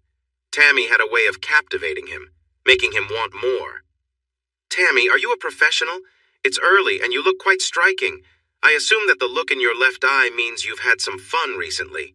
And I've never seen Lucas Jones with a woman before. He seems to have a very particular taste. How long have you known him?" he asked. Just then, Lucas Jones reappeared. Tammy chuckled as Lucas replied to Mickey's question. "Oh, we just met on the flight here. We had a few drinks, well, maybe a lot. Next thing I knew, Tammy was showing her appreciation, but I'm not the expert you are, Mickey." They all laughed together. Tammy chimed in, needing to clarify her situation. "I'm not a professional. I actually work as a contractor managing advertising programs for my clients. I just wrapped up a tough 3-month work contract that was all about getting things done, with no time for fun. I really mean it, no fun at all. Now, I've decided to treat myself to a week or two of relaxation here. I haven't booked my flight back yet, and only reserved a hotel for the first week. When we arrived, we were so worn out that we barely made it to the bed before falling asleep. I woke up a little before Lucas and decided to show my appreciation for letting me stay here, which is when you joined us. I used to date an average guy, but on a night out, I realized I'm drawn to the more daring types. You both seem like adventurous guys. Are you adventurous, Mickey?" Mickey helped her stand up. "No, I'm not just any adventurous guy. I'm the original. Welcome to my home, Tammy." Tammy excused herself to use the bathroom. Mickey turned to Lucas Jones. "You haven't made any moves on her yet, right?" Lucas shook his head. That wasn't the whole truth, but it was a secret. "I'll speak to Saeed and get her a room of her own. From now on, you keep your distance, all right?" Lucas nodded in agreement. "Good. I'll ask Saeed to bring in someone else later. Just take it easy for now. I'm taking the boat out today. Bring Tammy along." With that, he left to return to his room. Tammy came out of the bathroom. "You did well. It looks like he's interested. Let's get ready, grab some breakfast, and then we'll go out on the boat with Mickey for the day. Just be careful. His girlfriend Ostea will be watching closely. We need her to feel a bit of jealousy for our plan later this week. Lucas wanted her too, but he knew it was risky. He didn't want to draw any attention from Mickey or Mr. Smith, but but he would find a way to get what he wanted. Tammy went into the bathroom to shower, expecting Lucas to want to continue what had started before Mickey arrived. She felt relieved he hadn't pushed it further. He made her uneasy, and she worried he might change without warning. She thought she sensed a shift in him on the plane, but for some reason he held back. After her shower, she opened the 2 suitcases that Mrs. Smith had packed for her. She was amazed at the clothes inside. Every item was from a top designer. There were shoes, dresses, swimwear, and everything was just beautiful. She chose a gold bikini and a short floral mini dress with a deep neckline. Tammy wore some cork wedge sandals with gold straps that matched her dress and bikini nicely. With her hair and makeup done, she waited for Lucas to finish getting ready. She wanted to see Mickey's girlfriend, Ostasia. When they entered the large dining area, Mickey was there with Ostia. As they approached, Tammy noticed Ostia examining her closely. Tammy had seen photos of Ostia before, but in person, she was beautiful. Labas rytas, Tammy said, greeting her in Lithuanian. Ostia looked surprised and just nodded back. They sat down, and the introductions made it clear how Ostia felt about Tammy. Once seated, Ostia spoke. This is a surprise, Lucas. First time you've brought someone instead of one of those Russian girls. She isn't my girlfriend. She's just a friend, here to enjoy everything this great country has to offer. Ostia was interested. How long have you known her, Lucas? Mickey laughed loudly with food in his mouth. Less than 12 hours. I see. Is she staying with you for your visit, Lucas? Before Tammy could answer, Mickey jumped in, catching her off guard. No way! I can't let her share a bed with someone like him. I've told Saeed to move her things to another room. She can stay as long as she wants. Thanks, Mickey, but I have a hotel booked for the week. I only ended up here with Lucas because we had too much champagne on the plane. I appreciate the offer, but I can't acre. Suddenly, Mickey's mood changed, and he pounded the table, making everyone silent for a moment before he smiled again. Look around you. You have everything you need here. You can keep Lucas company during the day, so he won't feel alone or have anyone else with him. It'll be nice for Ostea to have someone else to talk to. Now let's finish breakfast and get on that boat. I have a feeling I'll catch a big fish today. As he finished his sentence, he winked at Tammy, but Ostea saw right through his words. She gave Tammy a cold look and replied, Whatever fish you catch today, make sure to throw it back, Mickey. If you bring it home, I'll show you some Lithuanian cooking. I'll prepare it and you'll eat it all before I throw away the leftovers. They all understood the meaning. Tammy knew she needed to be careful in the coming days. After breakfast, they headed to Mickey's boat, which was fittingly named Two Guns. In Dubai, the yacht was impressive, even if it didn't compare to those of the richest people in the world docked nearby. If it had been in Europe, it would have caught a lot of attention. It was over 100 feet long and had cost Mickey $9 million, a symbol of freedom as the world started to recover from the COVID pandemic. With 5 bedrooms, a hot tub, 2 sun decks, one with a roof that could open a dining area, and a couple of jet skis, it felt like a palace on water. The crew consisted of 2 people, including Yusuf, who was the captain and also helped with their needs throughout the day. Tammy noticed that Ostasia, in her bikini, looked like a supermodel but seemed to think she was quite special. While Tammy relaxed in the sun, she reminded herself that Ostasia was enjoying a lavish lifestyle, mostly because of Mickey.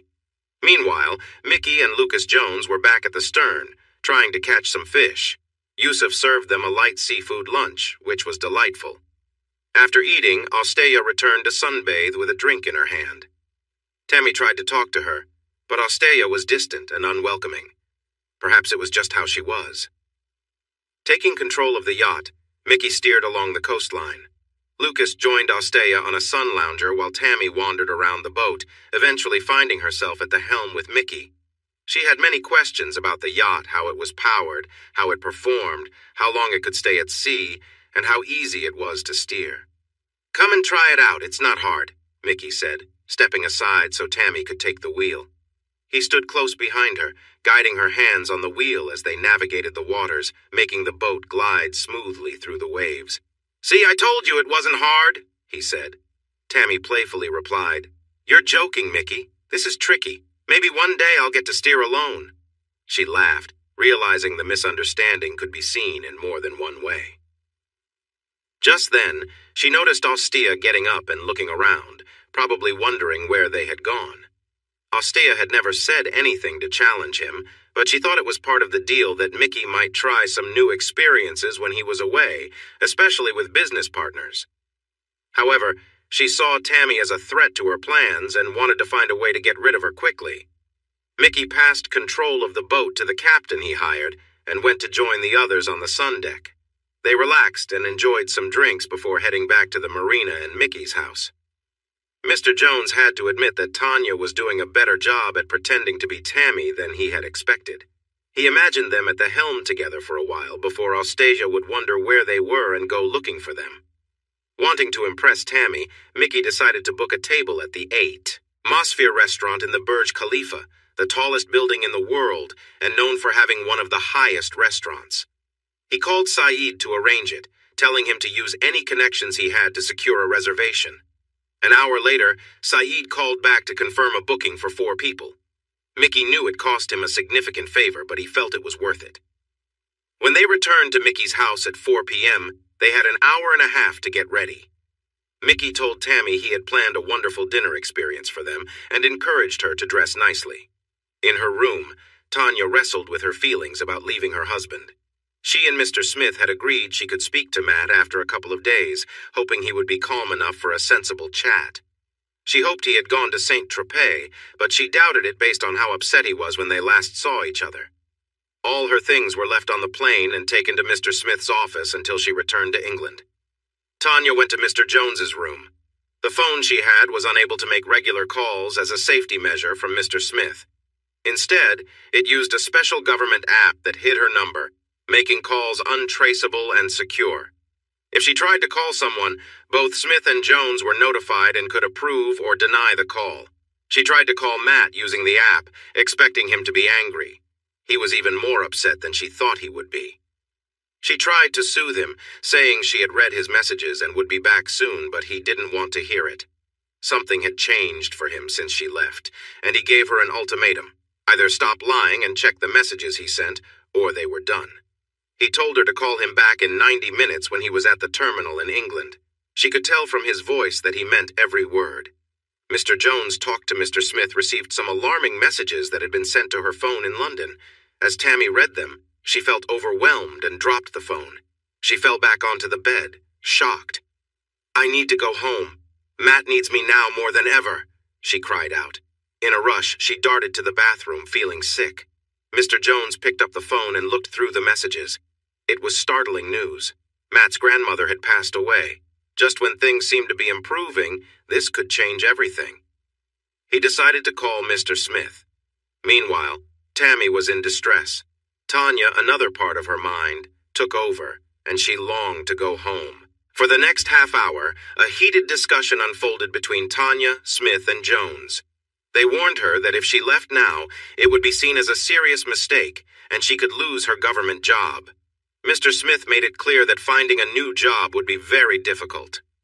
He said he understood her situation and assured her that things were going well in Dubai. He promised that in 5 days they could move ahead with their plans, and then she could go home. Tammy's eyes were puffy from crying, and her stomach was still unsettled. Just then, Mickey burst in looking upset. "Why aren't you getting ready, Tammy? I came to give you a necklace for dinner and you weren't in your room." He noticed her red eyes and realized something was wrong. Mickey angrily confronted Lucas Jones. "What happened to her?" "Hold on, Mickey. You're misunderstanding this. She came down saying she felt ill. She's been dealing with a nasty stomach issue. I told her where you made dinner plans and she's really upset about it," Jones explained, pointing out how much Tammy wanted to be there. Tammy staggered back to the bathroom, feeling unwell without even closing the door. Mickey was furious. He wanted to show Tammy he was strong and respected, even in Dubai. He grabbed his phone and called Yusef. "I don't care where you are. Get here right now," he demanded, hanging up before Yusef could respond. Mickey was frustrated, but he didn't realize why. He didn't think he had done anything wrong. "Lucas, I pulled some strings to get us into that restaurant tonight. I'm not letting that go to waste. Make sure one of your associates joins us. I'll have Saeed and Fatima look after Tammy when she's able to return to her room. From now on, she stays out of your room, understood?" Mickey said firmly. Lucas nodded in agreement. It would complicate their plans, but they still had options. Once Tammy stopped feeling sick, Mickey took her back to her room. As they walked, he asked if she was unwell or if something had happened with Lucas Jones. Mickey was surprised by how upset she was about missing the restaurant. He didn't realize that she was actually troubled by the news of her mother-in-law's death, which was affecting her deeply. Mickey promised to make things better for her. If she still felt bad in the morning, he would have the doctor come to see her, then he left her to rest. With only 15 minutes left until she had to call Matt, Tammy spoke to Mr. Smith 5 minutes before the call. He assured her that he would get her back soon, although he couldn't promise a specific date. He said she would be back for the funeral and allowed her more contact than originally planned. He thought this might help her focus on her goals rather than her marriage, which was important for their work. He arranged for Matt to listen in on the call. After Matt gave Tanya a hard time and hung up, Mickey considered making things difficult for Matt in the next few days, but he knew that would only make things worse. He was focused on damage control for now, although he would eventually need to address Matt's interference. Mickey planned to make sure that the funeral didn't happen too soon, giving them enough time to finish their work in Dubai. His main concern was ensuring Tanya allowed Tammy to take charge of her actions. Fatima checked on Tammy several times to see if she was all right.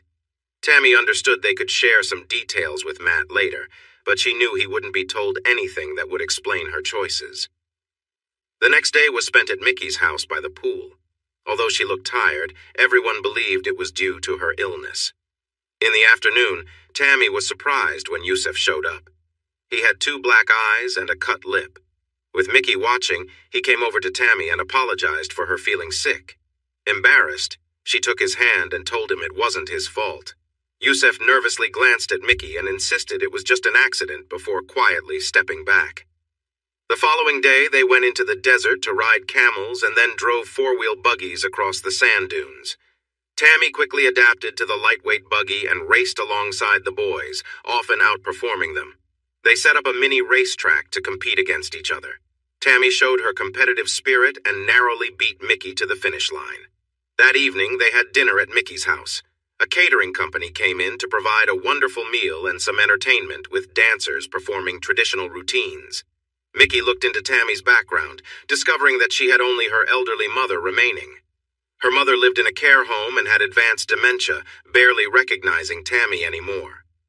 Tammy worked in marketing and lived in a small apartment in central London. A fake business website designed by the government made it look real, all created to support someone known as Tammy. Osteya sat beside Mickey that evening, seeming uninterested in the conversation. In reality, she was listening closely as Tammy shared her story.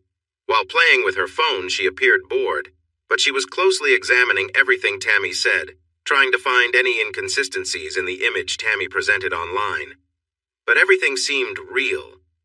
Osteya was impressed by Tammy's supposed work, but she kept that to herself. For the first time in 2 years, she felt there was a real threat, and she knew she had to be at her best. Seeing Mickey fawn over Tammy made her feel upset and anxious. She decided to put extra effort into their relationship. Over the next few days, Mickey tried to impress Tammy. He made arrangements to eat at fancy restaurants, took her out on his boat, and even drove into the desert one evening to watch the sunset while enjoying a meal in a tent set up by a catering company. As part of her plan, Tammy intentionally flirted with Mickey, trying to create some distance between him and Osteya.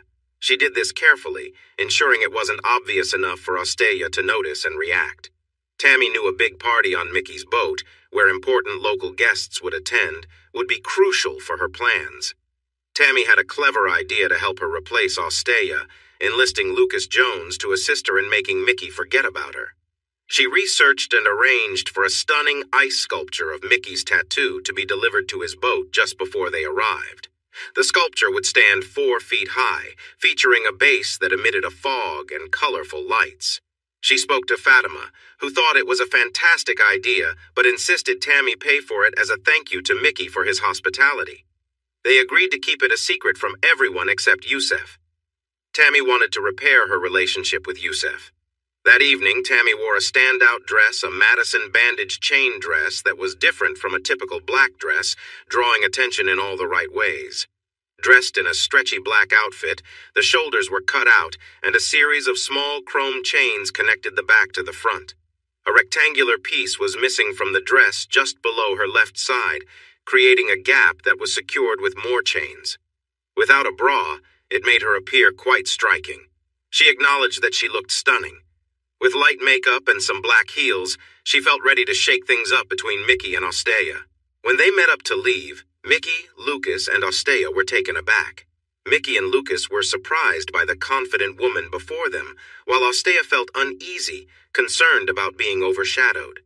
As they climbed aboard the boat, Mickey noticed that the blinds had been pulled down in the main area, which was strange since it was still light outside.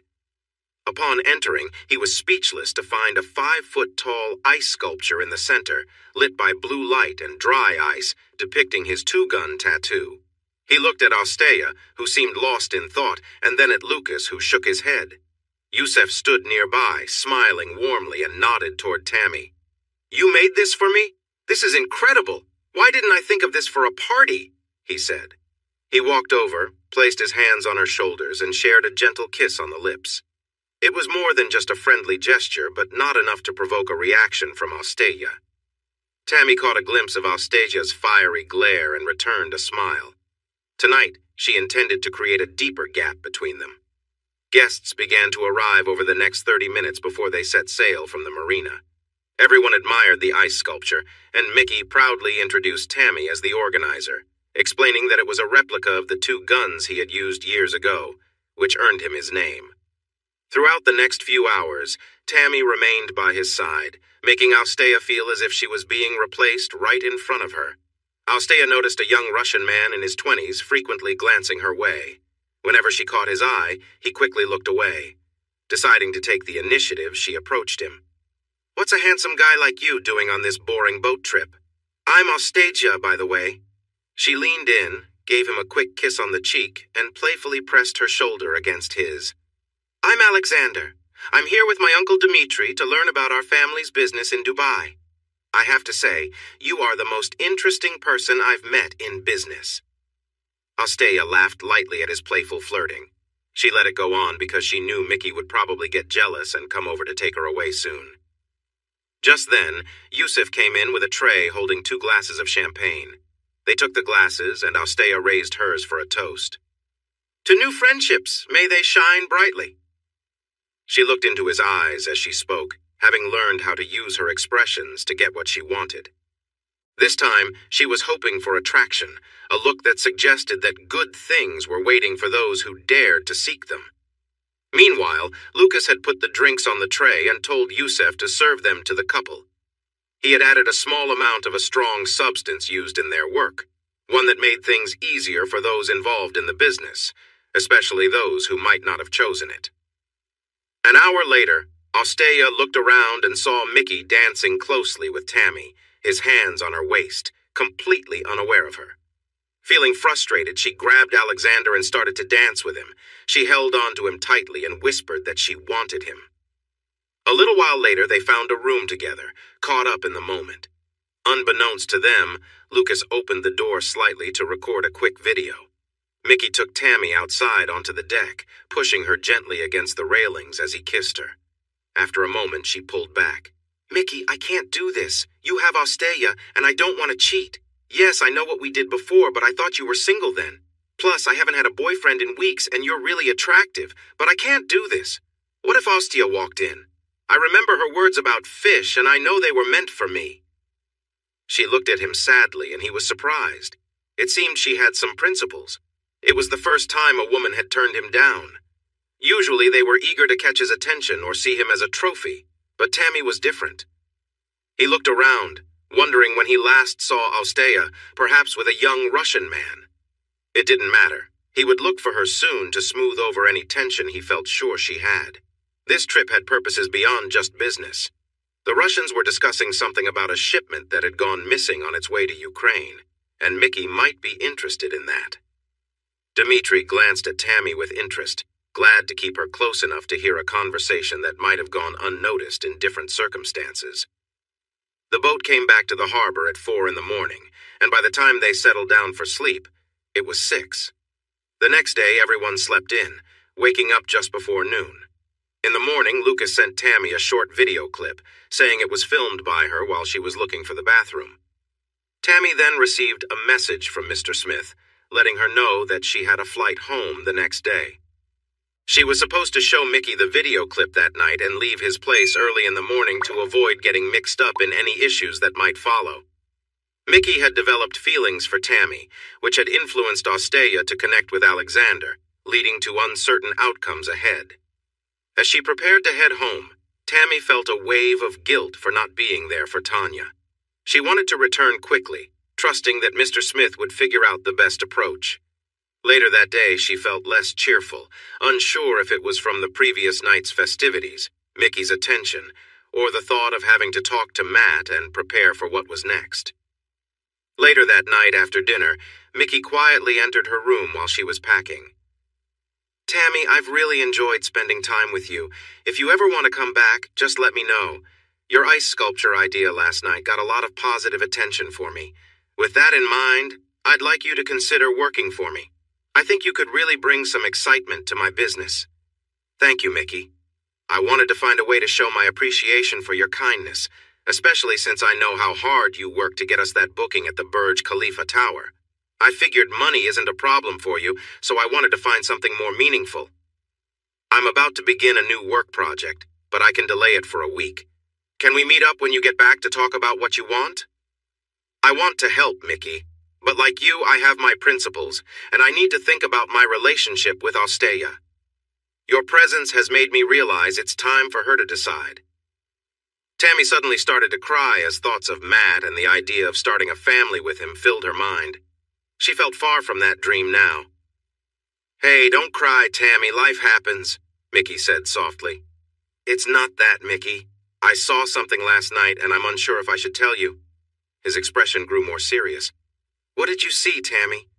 She unlocked her phone, found the video from the night before, and handed it to Mickey. "I'm really sorry, Mickey." After watching the clip, Mickey gave her back the phone. He asked her to send him the video, then he quietly left her room. Mickey and Lucas were missing for the rest of the evening. Only Lucas was there to say goodbye with his biggest smile when she left. He told her that the first phase was a success and that he would see her in a couple of days in London. Yusuf drove her to the airport. She apologized for Mickey's behavior, but he shrugged it off, saying it was part of the job. Mickey was a great boss, willing to do anything for him if needed. At the airport, she thanked Yusuf and said she hoped to see him again. Yusuf laughed, saying, "Oh, you'll see me again, and sooner than you think." He tapped his nose playfully. She gave him a quick kiss on the cheek and headed through the airport on her first-class flight back to England. Mr. and Mrs. Smith were sitting near her. They couldn't have a real conversation, but Mr. Smith made it clear he was happy. Now she had to prepare for the consequences of leaving Matt in Lyon just 10 days ago. Back in Dubai, Mickey woke up and told Asteya to get ready to spend time with him. He approached her with warmth and energy. She worried he might have seen her dancing with Alexander, but he said nothing. She felt a sense of relief that the other woman was finally out of the picture. This seemed like the first step toward making things right. After they showered, Mickey told her to dress nicely for a special occasion. He wanted to show her how much she meant to him, especially after the night before. His words took her by surprise, but his expression showed he didn't know about her earlier frustration. She assumed he was talking about his own momentary distraction with the other woman. After breakfast, they got into the Range Rover, and Lucas drove them out the gates. It struck her as strange until she remembered that Yusuf had taken the other woman to the airport. They drove into the desert, where she noticed 2 vehicles parked far from everything. She felt a sense of worry building inside her, something she had never experienced before. They parked the car, and Mickey got out. He walked around to her side and opened the door. She didn't move, so he pulled her out and led her over to Dimitri, who was standing with one of his friends. She realized that Mickey knew what had happened on the boat, and fear crept in. Mickey and Dimitri shook hands, and there were no smiles or friendly greetings. Dimitri looked straight into Asteya's eyes, filled with disdain. Her heart raced, and she began to tremble, her calm demeanor disappearing. One of Dimitri's friends went to a car, opened the door, and brought over Alexander, who seemed to be under some control. Without saying anything, Mickey played a video on his phone, showing it to both Alexander and Asteya. Asteya couldn't hold back her tears. She sensed that her fate was hanging by a thread. From another car, two men carried a case and placed it on the ground in front of everyone. When they opened it, it revealed handguns and bullets, some of the very items they had talked about the night before. Mickey used his foot to draw a large circle around the box. Unlike my friend here, you are young and foolish, Alexander. You made a mistake and let your emotions take over last night. But she is my friend now, not yours. Normally, I would have dealt with you more harshly, but your uncle agreed to give you a chance. In a moment, I will shout, "Run!" and you need to run in that direction into the desert. Your uncle will set a timer for 1 minute. During that time, I will load a gun and try to hit you without stepping outside this circle. After a minute, I'll stop and we'll see what happens. Run. Alexander took off. His hands were tied, so he had to be careful with his steps. He figured Mickey would take about 30 seconds to load the gun, so after 20 seconds, he began to zigzag, hoping to last a full minute. Mickey bent down, picked up a gun, and quickly checked it. He loaded it and prepared to aim. 25 seconds had gone by. He raised the gun and aimed at Alexander, who was zigzagging away. Mickey fired several shots around him to scare him as long as possible. With about 5 seconds left, he focused hard and aimed carefully. He fired, and Alexander suddenly halted. He dropped to his knees and looked at the large pool of red spreading on the sand around him. Please send my sympathies to your sister. I hope she understands that we don't want to fight over this small issue. Now that part of our agreement is finished, we need to finalize everything. He grabbed Asteya's arm and pushed her toward Dmitri, who took her other arm and passed her to one of his associates. He then took her, despite her struggles, to the back of one of the cars. I don't want to see her again, Dmitri. Is that clear? Don't worry, Mickey. She is headed for a tough place, working for people who don't treat others well. Their lives are hard, so they often take out their frustration on someone else. She won't be going there willingly, but I can promise you, with her looks, she will be kept busy, and my sister has insisted she works there for a long time. Mickey nodded, feeling a mix of sadness and loyalty to his code. The last person who betrayed him had sought a secret he kept dear, which made him strong back home. Lucas found the traitor and brought him to Mickey. Mickey let the authorities know that what he had was very real. Mickey handed over all of her documents, including a passport. To everyone else, it would look like she chose to leave Mickey to chase something new, and that was exactly what he planned to do when he returned to England. Meanwhile, Mr. Smith and Tanya were flying back to England. Upon landing, Mr. Smith received a message from Mr. Jones that simply said, "Game on." Now he needed to guide Tanya into the next step. He had a plan that he could put into action soon. When they reached Heathrow, Tanya collected her bags and was surprised to see a driver waiting for her with a sign showing her current name, Tammy Willis. Mr. Smith had given her some keys and an address in central London. The place was ready for her, and she would stay there for now. He told her to take a taxi, and her bank card was actually connected to a government account.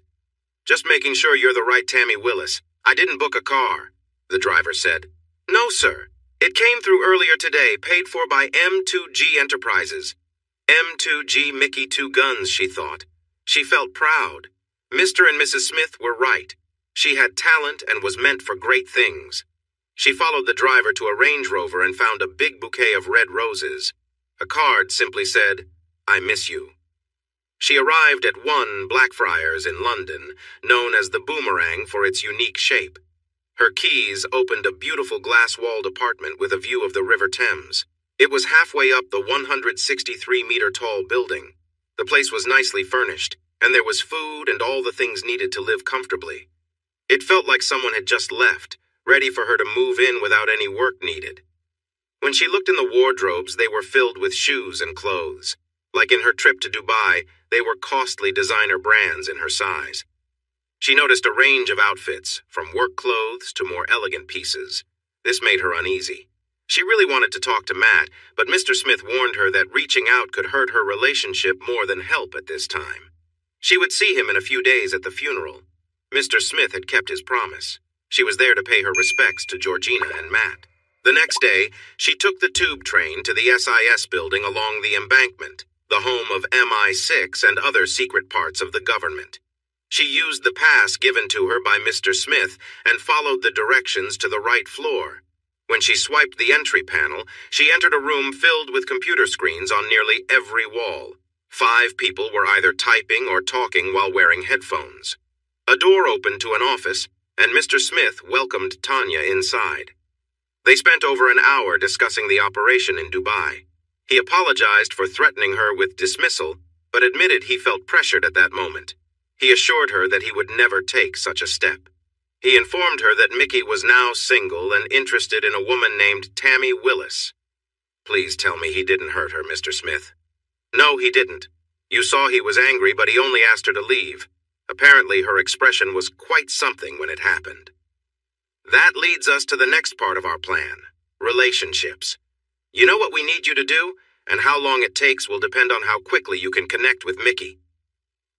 Mr. Smith glanced at the clock, and then there was a knock on the door. The Prime Minister walked in. Tanya was caught off guard and took a moment to gather herself before reaching out to shake hands. I'm sorry, sir, you surprised me. It's an honor. Hold on, Tanya, the honor is mine. Mr. Smith has prepared a thorough report on the operation, and I have to say both myself and the senior team involved are proud of your dedication, especially given the recent loss of your mother-in-law. I hope Mr. Smith is correct about your relationship with your husband, and that everything will work out in the end. Now, if you'll excuse me, I need to get going. Officially, I'm just passing through. It has been a pleasure to meet you, Tanya. When all this is over, I would like to meet you and your husband to express my gratitude personally. With that, the Prime Minister left. As he walked away, he felt sorry for the young woman. If she succeeded in her true mission, she might become just a pawn in a larger game and could easily be pushed aside. For now, she was playing an important role, but the other side had not yet delivered what was needed. No matter what happened next, she was in for a challenging time, and he felt uneasy about the false ideas Mr. Smith had fed her regarding her husband and the supposed knowledge of the senior team. In reality, no one in the cabinet was aware of this operation. If he were her husband, he would run far away to avoid getting tangled up in this situation, especially the misguided belief that her marriage could be saved. He left the building and started to review his speech for the next meeting. Tanya felt proud. She always believed she could achieve great things. She remembered the doubters like her former boss Graham who warned her to steer clear of Mr. Smith. She was grateful she hadn't listened. Mr. Smith had trusted her, and she wanted to prove her value. This was what Mr. Smith intended to use against her, the final difficult step that Tanya and Matt would have to navigate, even though he would present it in a different way. I told you, Tanya, I was right. You have the skills needed. Even I don't have the Prime Minister seeking me out to thank me personally. Now let's get back to where we were. The next phase of this operation requires even more commitment. We faced challenges and I did my best to keep things steady. But for what comes next, Tanya, you must make a firm promise. He slid a bound document across the table to her. Tanya, because of the importance of what you are expected to do, you and Matt will need to sign this agreement with the government to protect yourselves and, most importantly, you. Please read this with an open mind. We can discuss it one page at a time, but please try to keep your feelings in check. Tanya opened the document and began reading. It felt confusing to her, like a strange story. She couldn't handle it. It seemed much harsher than what she felt or expected. In Dubai, she always thought that her relationship with Matt would heal itself, just like it had before. But this was different. With little contact with Matt for months, her life as Tanya seemed to be fading away. Everything she owned was given to Matt. Their marriage was canceled as if it never happened. When she learned that if she had a child while working, the state would help pay for its upbringing, she had to excuse herself and felt sick at the thought of having someone else's child. That day, Mrs. Smith, Matt's wife, came in for the second time to speak with Tanya. Together, they used her strong wish to succeed against her. But the biggest concern was about having a child. Mrs. Smith worked on her tablet. Tanya, it says your contraceptive implant needs to be replaced in 6 months. We'll make sure it's on Tammy's phone calendar, but I'm sure you'll remember too. That rule is there to avoid the problems the government faced in the past. Mrs. Smith handed her the tablet, and Tanya quickly looked through a news article. She vaguely remembered it, but it was surprising when she thought about it more. It dated back to the 1980s and involved a man named Bob Lambert, who had a child with a woman while working undercover with a controversial group. You see, Tanya, there's nothing to worry about. It's a standard rule for operations like this, so it doesn't end up in court. This was enough to convince Tanya that while she's part of the program, it didn't matter. After spending the day breaking Tanya's spirit, they arranged for a car to take her to the funeral. They suggested she enter the chapel at the last moment and sit quietly inside while the coffin was lowered into the ground. It wouldn't be fair for Matt to know she was there, but he would appreciate that she kept her promise if she spoke to him briefly before leaving. Mr. Smith arranged a meal for Tanya and Matt at the Italian restaurant they loved. Their first, and soon enough, their last meal together. He was straightforward, knowing Matt might not agree to sign the document, but it was important for him to do so. He asked Tanya how far she was willing to go to get Matt to sign. Once again, they discussed their options. They arranged for the only people in the restaurant to be the owner, Matt, Tanya, and Mr. Smith, and Mr. Jones, who would only be seen by Matt if necessary. Mr. Smith already knew what would happen next. In the end, Mr. Smith suggested a way for Matt to sign the document. Afterward, Matt would feel hurt by Tanya, but they told her that things would get better over time. Whenever they faced a problem, they returned to the short time Matt and Tanya had shared and how they had gotten through tough moments before. The part of Tanya that wanted to succeed was always the strongest. While they guided her, she was open to their ideas. Tanya was driven to the funeral in a fancy government car. She followed Mr. Smith's directions. Being there made her feel guilty for not being there for Matt when he needed her. She hoped he would truly understand the sacrifices they both had to make for their country. During the service, she stood at the back, quietly crying when Matt finished his speech. She looked up and saw that his eyes were filled with what she felt was anger. Afterward, she approached him to offer her condolences, but he acted as if she wasn't there, which hurt her deeply. She realized this was how he must have felt when she left him without explanation. As the funeral came to an end, her former boss Graham approached her. He tried to make her see that she was being taken advantage of and seemed genuinely worried for her safety. Tanya thought he was just jealous of her progress in life and told him so before leaving in the car. Later, she messaged him to meet for dinner. It took a while for him to respond, but he agreed under strict conditions. Mr. Smith accepted this, knowing that the document meant for Matt was mostly blacked out for security reasons. When they met, Matt did not accept the document. Mr. Smith knew he wouldn't, and it was only to please Tanya who hoped otherwise. Eventually, Matt was given something that made him compliant, and he signed all the parts of the document. In the end, Tanya had her wish to stay with Matt until morning. Mr. Smith and Mr. Jones left, planning to pick her up at 6 in the morning. All the necessary documents were in the apartment. Smith was confident that Tanya would stand firm and succeed. When they were in Dubai, he moved ahead with his strict plans. After they left, Tanya took Matt to the bedroom. She asked him to help her take off her clothes, but he did it in a mechanical way, showing no real feeling.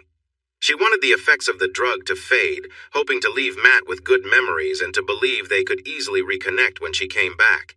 It was challenging, and in the end, the only way to connect was for Matt to lie back while she focused on her own pleasure. She kissed him tenderly, but he remained distant.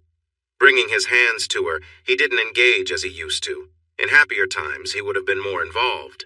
She tried to excite him, but he simply seemed lost in the moment. Mixed in with the drug were substances meant to keep him engaged for her sake, but it frustrated her that he felt so unresponsive when she wanted to feel their love together.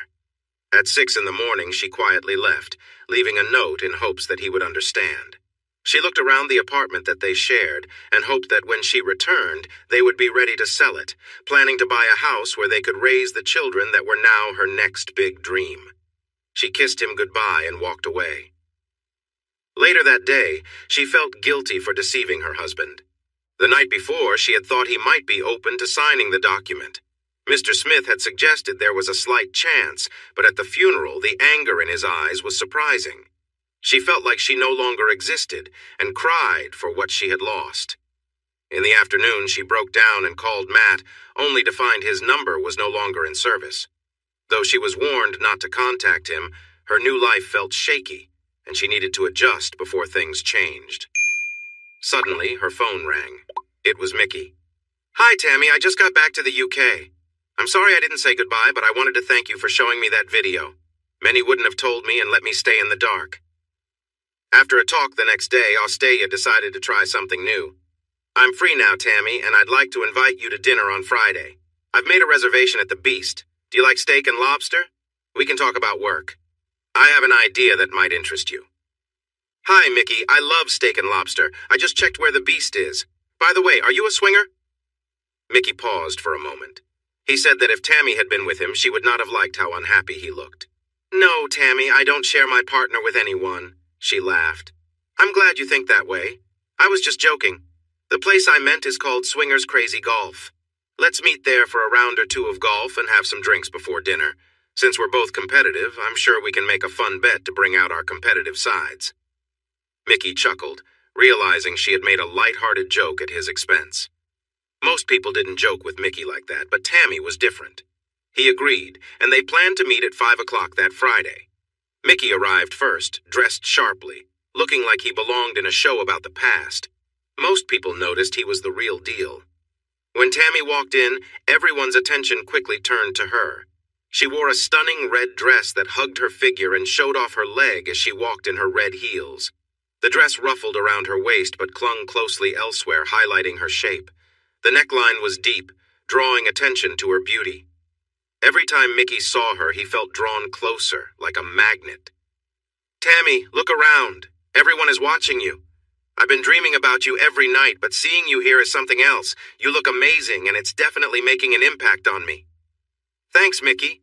And you look fantastic, too." She wrapped her arms around him and kissed him warmly.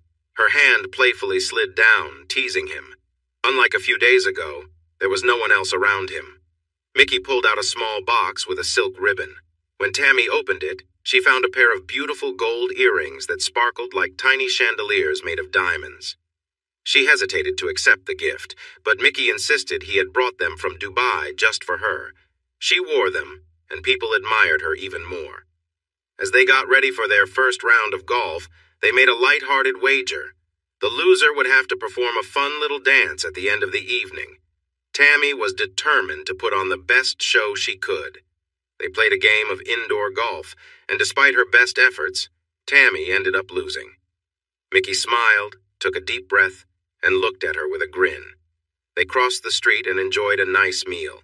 When it was time to pay, the bill was nearly £1,000 for both of them. Tammy offered to pay half, but Mickey refused. He had invited her out, and he was happy to cover the cost.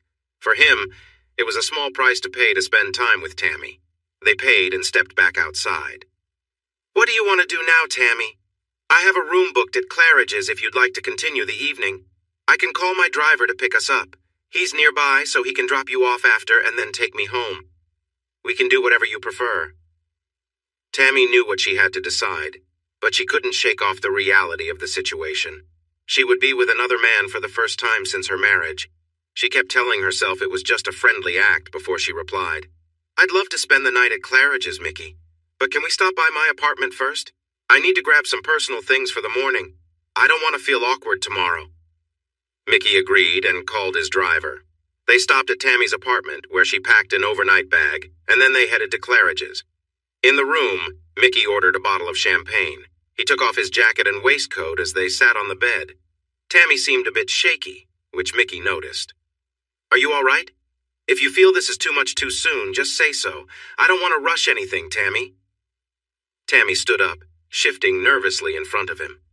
"I'm just a bit anxious, Mickey. I've only had one serious boyfriend back in college, and it only lasted a year. Most of my other relationships have been casual, so this feels like a big step for me." That wasn't entirely true. She felt nervous because she was about to take this big step with Mickey. She turned around and asked him to help with her dress, which he did. Turning back, she slipped the dress off her shoulders and let it fall to the floor. She was left in just her heels and the earrings Mickey had given her earlier. What happened next surprised Mickey. He leaned closer to Tammy, now realizing how vulnerable she was. His attention was drawn to a small tattoo she had. "What's this tattoo about, Tammy?" She sighed, remembering their earlier conversation about her tattoo. "When I was in college, I had my first love, but it didn't last long. Toward the end, I felt like he was drifting away, so I made a mistake and got this tattoo to show him how I felt. In the end, it didn't change anything. He still broke up with me. I keep meaning to do something with it, she said. Mickey pulled her closer. If their relationship grew, he had ideas for that tattoo. His hand slid up her sides and rested gently. He leaned in to kiss her softly before they fell back onto the bed. They were soon caught up in their feelings for each other, enjoying their time together into the night.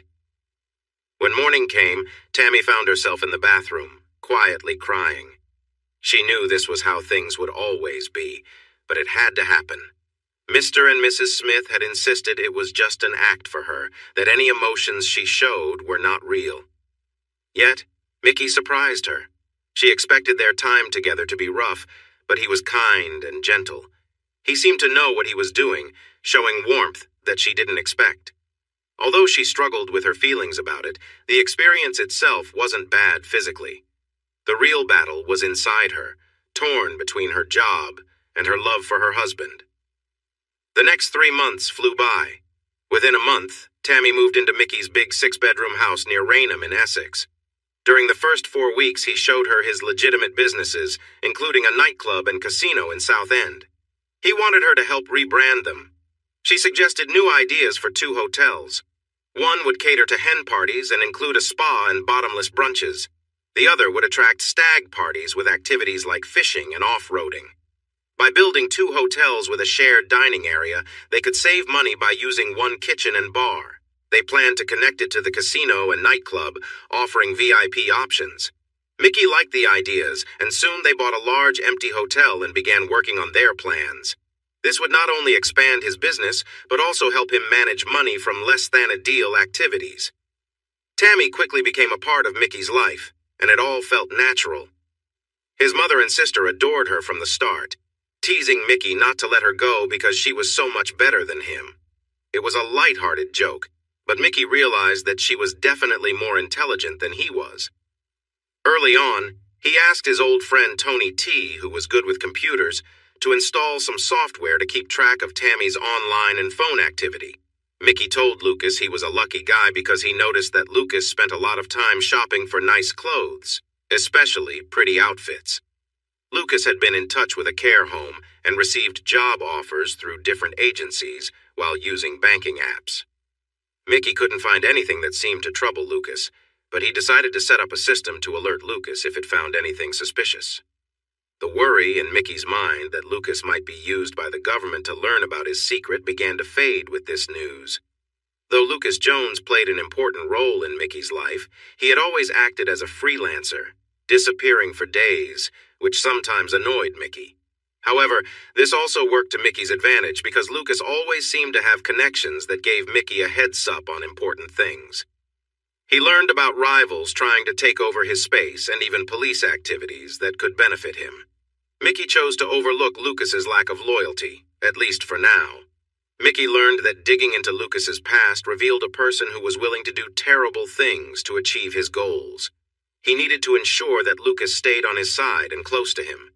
However, Mickey could never reveal his deep secret to Lucas, who might try to take it from him for his own gain. Without that secret, Mickey felt he could be in serious danger. To help Tanya act as Tammy and communicate with Mr. Smith, several ideas were created. They found a woman in a care home who could pretend to be Tammy's mother, suffering from a type of dementia and with no known family or friends. This woman was moved to a care facility near Cambridge, and her details changed by the time she arrived at the new place. Now, she had the background to be accepted as Tammy's mother. Because of her dementia, it didn't matter that she had never met Tammy before. The care home was informed that the woman was taking experimental drugs and that a doctor overseeing the clinical trial would check on her from time to time. This doctor was actually Mr. Smith, allowing some direct communication between Tammy and him. Mickey only visited her once. He did not enjoy being around people suffering like Tammy's mother. With no connection to the person she used to be, he let Tammy go alone to the care home for future visits, saying he had business to take care of. They also set up another way for Tammy to communicate. By hacking well-known women's clothing websites, they made an account for Tammy through Mr. Smith's organization. They used secret codes related to the items that Tammy ordered, providing regular updates without raising suspicion. If important information needed to be sent back, she would ask to return the items. She would describe the problem with the clothes so that Mr. Smith would understand what was happening. To help with this, monthly printed catalogs arrived for Tammy from 4 companies. These catalogs were created just for her, with special words that helped her share information back. Mr. Smith suspected that Mickey had used his old friend Tony, an IT expert, to keep an eye on Tammy. His own IT person was sure that he couldn't find the special codes without the printed materials that were sent to Tammy. 3 months turned into 5, and Tammy and Mickey's relationship grew stronger. Mickey was very much in love with Tammy, and for the first time, he truly believed she was the one he wanted to marry and have a family with. He knew that Tammy was aware he was involved in more than just legitimate business, so he began to share bits of information with her. If she showed that she understood what was happening behind the scenes, he would reveal more about his hidden business. He had been guiding her into the person he wanted to be with, and she accepted this change. It was Mickey's mother's birthday, and he arranged for a private jet to take his close family to his vacation home in Dubai. At the same time, some Russians had a large amount of military gear they wanted to sell, indicating that this was more than just ordinary weapons. Mickey had been in contact with South American groups about drugs, and they showed interest in any advanced weaponry he might find. He sensed a big opportunity for profit and to build international connections. When the plane landed, Yusef greeted Mickey and Tammy in a luxurious Range Rover with 2 big limousines waiting for the other family members. Yusef smiled widely when he saw Tammy, and she walked over to hug him. "I told you I would see you again, Tammy. I knew that you'd kick the other woman out of Mickey's life, and good for you." Tammy smiled and asked, "What happened to her, Yusef? Where did she go?" He laughed. "I'm not completely sure, but I think she went to find someone even wealthier. Now she's probably wishing she hadn't." He chuckled, shaking his head. Tammy found his words funny, even if she didn't fully understand. Lowering his voice, he explained further. "Let's just say she went back to living in the way she was used to, but it's not as glamorous for her anymore. She did the same now, every hour, every day, just to make sure she could stay safe." Tammy shuddered as she realized the fate that could await her if Mickey ever discovered who she really was and what she was up to. Each day, the life she led made it easier to push away the memories of Tanya, Matt's wife, trapped in her mind. Sometimes Tanya would try to speak up. Tammy knew her relationship with Mickey was wrong, yet she convinced herself it was all just an act to bring Mickey down, which was her job. But understanding that was becoming harder and harder for her. Unlike her last trip, she got to have dinner at Atmosphere in the Burj Khalifa, which Mickey had arranged for his mother's birthday. It was a truly special meal, high above the city lights of Dubai. As the evening went on, Mickey's family chatted among themselves while he found a quiet moment with his mother. She spoke to him frankly. "Mickey, you need to stop what you're doing to that girl. You're losing the very thing that made her care for you." Mickey looked at Tammy. "I love her, Mom. I want to make her perfect. She was perfect when you first laid eyes on her. Please don't change her more than you already have. I can see she loves you, and it seems she's doing what you want to keep you happy. I worry that if you push her too hard, she might pull away. Of all the women who have been with you over the years, she is truly special. Do the right thing for your father and me." "I plan to, very soon." She took his hand and held it, giving him a kiss on the cheek. That's the best birthday gift any mother could ask for. The following week, they returned to England, and life went back to normal. Tammy was busy planning hen and stag party packages. Flyers were sent to many gyms and handed out at nightclubs across the country. There was a spot on each flyer for clubs to stamp an ID, so any bookings made through them would earn a 10% commission. The bookings started coming in quickly. Mickey knew that with Tammy by his side, they made a great team, and he was deeply in love with her. Now he just needed to find a way to strengthen that love. Mickey recalled their conversation from that first night when he asked about protection, and she explained that she had a birth control implant. She had marked their calendar at home to make an appointment to renew a medical device that Mickey had advised her to get done privately at a clinic on Harley Street in London. As he thought about it, he smiled. In a light-hearted conversation with Lucas Jones, He joked about wanting to make a real commitment to Tammy, but he was also at a point in his life where he truly wanted to start a family. He believed Tammy was the right person for that. When he had talked to her about having kids, he noticed it made her a bit uneasy. She said it was something she wanted eventually, but not just yet. Mickey, however, preferred to be in charge and set the rules. Lucas mentioned that having a child with Tammy would strengthen their bond for life. He talked about connections he had that could get some special medicine developed by the South Korean government. There were whispers that if the birth rate didn't rise soon, they were looking into a drug that could help couples conceive more easily. Reports from secret trials suggested that the drug worked very well, helping many women become pregnant quickly. Some even ended up having twins. Mickey found that idea exciting. "Lucas, I want you to get that medicine. Bring it to the doctor and ask him to use it instead of her current birth control method," Mickey requested. Lucas grinned, thinking this would make things interesting. He was still feeling the tension with Mr. Smith that had begun when they took the flight to Lyon to meet Tammy, who was still known as Tanya back then. The gap between him and Mr. Smith had grown wider since then, and something about the operation felt off. He could see that the government was putting a lot of resources into this, and he knew Tanya was now trapped in it. Yet he couldn't ignore that Mickey had developed strong feelings for Tammy. If Tammy got pregnant, it opened up some intriguing possibilities for Lucas. With Mickey now involved in some serious illegal activities, including dealing weapons, he was likely on the government's radar. But that was the current situation, not the past. Lucas decided he would find a moment to talk to Tammy and see if he could uncover any answers, assuming she might know more than what was being revealed.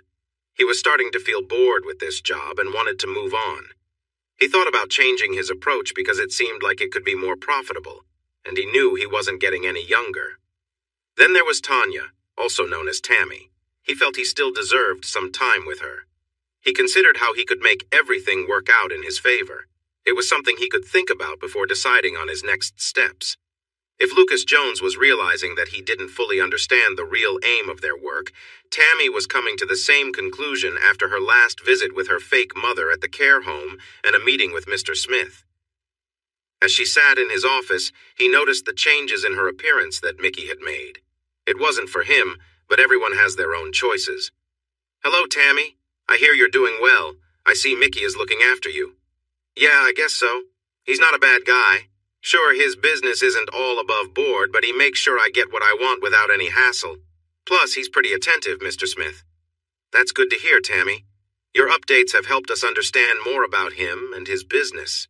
It's great work identifying the plans to bring in the supplies. Lucas Jones is also investigating so we can connect the source to the outlets here. Mr. Smith, has he ever talked about anything personal that isn't about work, but could be useful for you or someone else?" "I'm not sure I follow. Are you implying he has hidden feelings or something?" "That's not the case based on how he acts with me. You should be clearer, Mr. Smith. Is there something about Operation Culebra that you're not sharing?" "No, not at all. We need to consider every angle, Tammy. Maybe you can find a way to uncover any secrets he might have.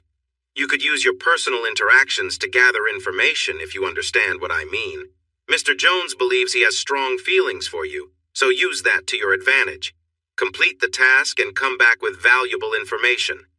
Tammy left and got into her Porsche 911 Turbo S, a gift from Mickey when she moved in. She wasn't really into cars, and she was surprised to discover the car cost nearly £200,000. Mickey simply kissed her and said, "Enjoy your welcome gift." She thought about what Mr. Smith had told her. Something didn't seem right. Why was she so involved in Mickey's life, with Mr. Jones coming in and out? She felt like she was missing something, but wasn't sure what it could be. If she didn't know what she was searching for, how would she recognize it if it appeared? She drove back home, her thoughts racing as she navigated the streets. Upon reaching home, she paused to reflect on her life. As Tanya, she had achieved much, but now she was faced with a different challenge. She felt drawn to her new life as Tammy, where the power and money felt satisfying. Mickey had been a surprise. He cared for her, and she began to feel something special in return.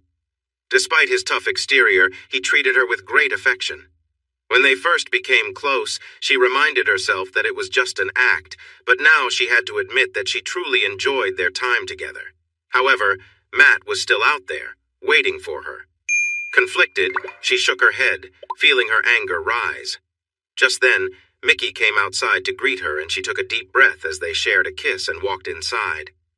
The next morning, Tammy's calendar pinged, reminding her about her upcoming doctor's appointment for a contraceptive implant. "Mickey, do you have your doctor's number? I need to replace my implant." Mickey approached her and wrapped his arms around her. "Why not just remove it and let things happen naturally?" She felt tense and turned to face him. "I want children too, Mickey, but can we wait a bit longer? You know a lot about my past, but I still know very little about you. I'm not naive. I understand the nature of your business, and I worry that if I'm not fully informed, everything could collapse, especially with the police getting involved." Mickey looked at her in silence, considering her words. "Okay, Tammy, I see your point. I'll share the basics of our business, just not every detail. Over time, you'll learn how things work and you'll be a part of it. As for the police, I'm safe as long as I'm careful, and I believe I'd still come out unscathed if something went wrong." He chuckled, finding some humor in it. "Why do you think you're safe? No one is completely untouchable, Mickey." His expression turned serious as he tightened his grip on her shoulders. "If things go as I plan, I'll show you why." Tammy took a moment to think about what Mr. Smith had said. She realized that this was what he had been looking for. She decided to keep this conversation to herself and not share any details with Mr. Smith or Lucas Jones. When the day came for her doctor's appointment, she was surprised to see that Lucas was going with her. She asked Mickey why, and he explained that Lucas had an appointment just before hers, so it made sense for them to travel together. On the train, they talked about the ongoing operation, but neither of them mentioned their suspicions about the truth. At the doctor's office, Lucas went in for his appointment first. When the doctor saw him, he felt a wave of unease. He quickly tried to act professional. "Good morning, Mr. Jones. How can I help you today?" Lucas didn't respond right away. Instead, he picked up a family photo from the doctor's desk, which showed the doctor's wife and their 2 teenage daughters. "You know, Doc, I'm impressed you snagged such an attractive wife and had 2 beautiful daughters. They look nothing like you, though. I have a theory. I bet your wife has someone else in mind. I could help with that, you know. Send them off to South America. The stories I hear about that place." He trailed off, glancing at the photo. The doctor began to sweat, clearly distressed. Lucas then revealed a small metallic container that held what appeared to be a medical device. "You know, I think they might actually be yours after all. I have a favor to ask. I want you to use this device instead of the one you have for Tammy." "What's wrong with the one I've prepared?" The doctor stuttered. "This one stops pregnancy, if you understand me. If you do this for me, in 6 months, Tammy will be expecting a child. In exchange, I'll make sure your family is safe from any troubles in Colombia. You wouldn't want anything bad to happen to them, right?" Lucas handed the container to the shaking doctor, who took it with trembling hands. "Thanks for your time, Doc. You look a bit unwell. It might be a good idea to get yourself checked out for those shakes." After that, Lucas walked into the waiting area and took a seat. It was 10 more minutes before Tammy was called in, while the doctor took a moment to collect himself. Even though it felt wrong, he decided to follow Lucas Jones's orders. The look in Lucas's eyes made it clear he would act on his threat against his family. The doctor removed the old implant and put in the new one given to him by Lucas, hoping it would work as intended. 30 minutes later, Tammy and Lucas were on their way back to the train station to return to Essex. Lucas chuckled to himself. He had figured out how to use this situation to his advantage. It had been 6 months since Tanya had left her husband Matt to live undercover as Tammy. When she left, she thought she could return and reconnect with Matt to work through their issues. However, the reality was that Matt had moved on with his life. Matt had taken a job transfer to East London under a program designed to bring experienced firefighters to the capital. He settled into his new life, knowing that his past with Tanya and the possible threat from Mr. Smith and Mr. Jones lingered like shadows. He learned from Tanya's former boss, Graham, how to be cautious. Matt had 2 places to live, one official and the other private. He expected trouble to surface at some point, but nothing happened, which allowed him to start feeling more at ease over time. In his new surroundings, Matt got along well with his colleagues at the fire station, but he quickly learned to avoid a sensitive topic with one of the guys. During a lunch break, he discovered that Mark, a man in his early 30s, had a military background. When Matt casually asked about his service, Mark suddenly stopped eating and left without a word. The others warned Matt not to discuss the military with him, as Mark had hinted at wanting to forget that part of his life. Although it was never openly talked about, Mark had several scars on his face and body, leading to speculation about a past incident. But no one knew the full story. Two of Matt's colleagues owned a boxing gym in Silvertown, close to the fire station. New to the area, Matt found it a good way to meet people and started taking classes in Krav Maga. He had heard of it and knew it was a self-defense system developed by the Israeli military. After his earlier experiences with Mr. Jones, he felt it was wise to learn some techniques that could help him protect himself if needed. Due to his work schedule, Matt spent a lot of time at the boxing club. In return, he learned self-defense quickly, reaching a decent level of skill. One morning he woke up to find a woman's arm over him. He turned to see a playful blonde lying beside him. She had a sun-kissed tan, probably from weeks of sunbathing on a beach during her vacation in Gran Canaria. He smiled at the memory of meeting Sandra a few weeks earlier. They had shared a flirty moment in the back of a taxi after a night out. As she got out, he playfully asked her a question. "So when you're back from your holiday, will I get to see your tan? Give me your phone." He handed her his phone and she entered her number, saving it under her name before returning it. She leaned in close, just inches from his face. "Keep me interested while I'm away and we'll see what happens.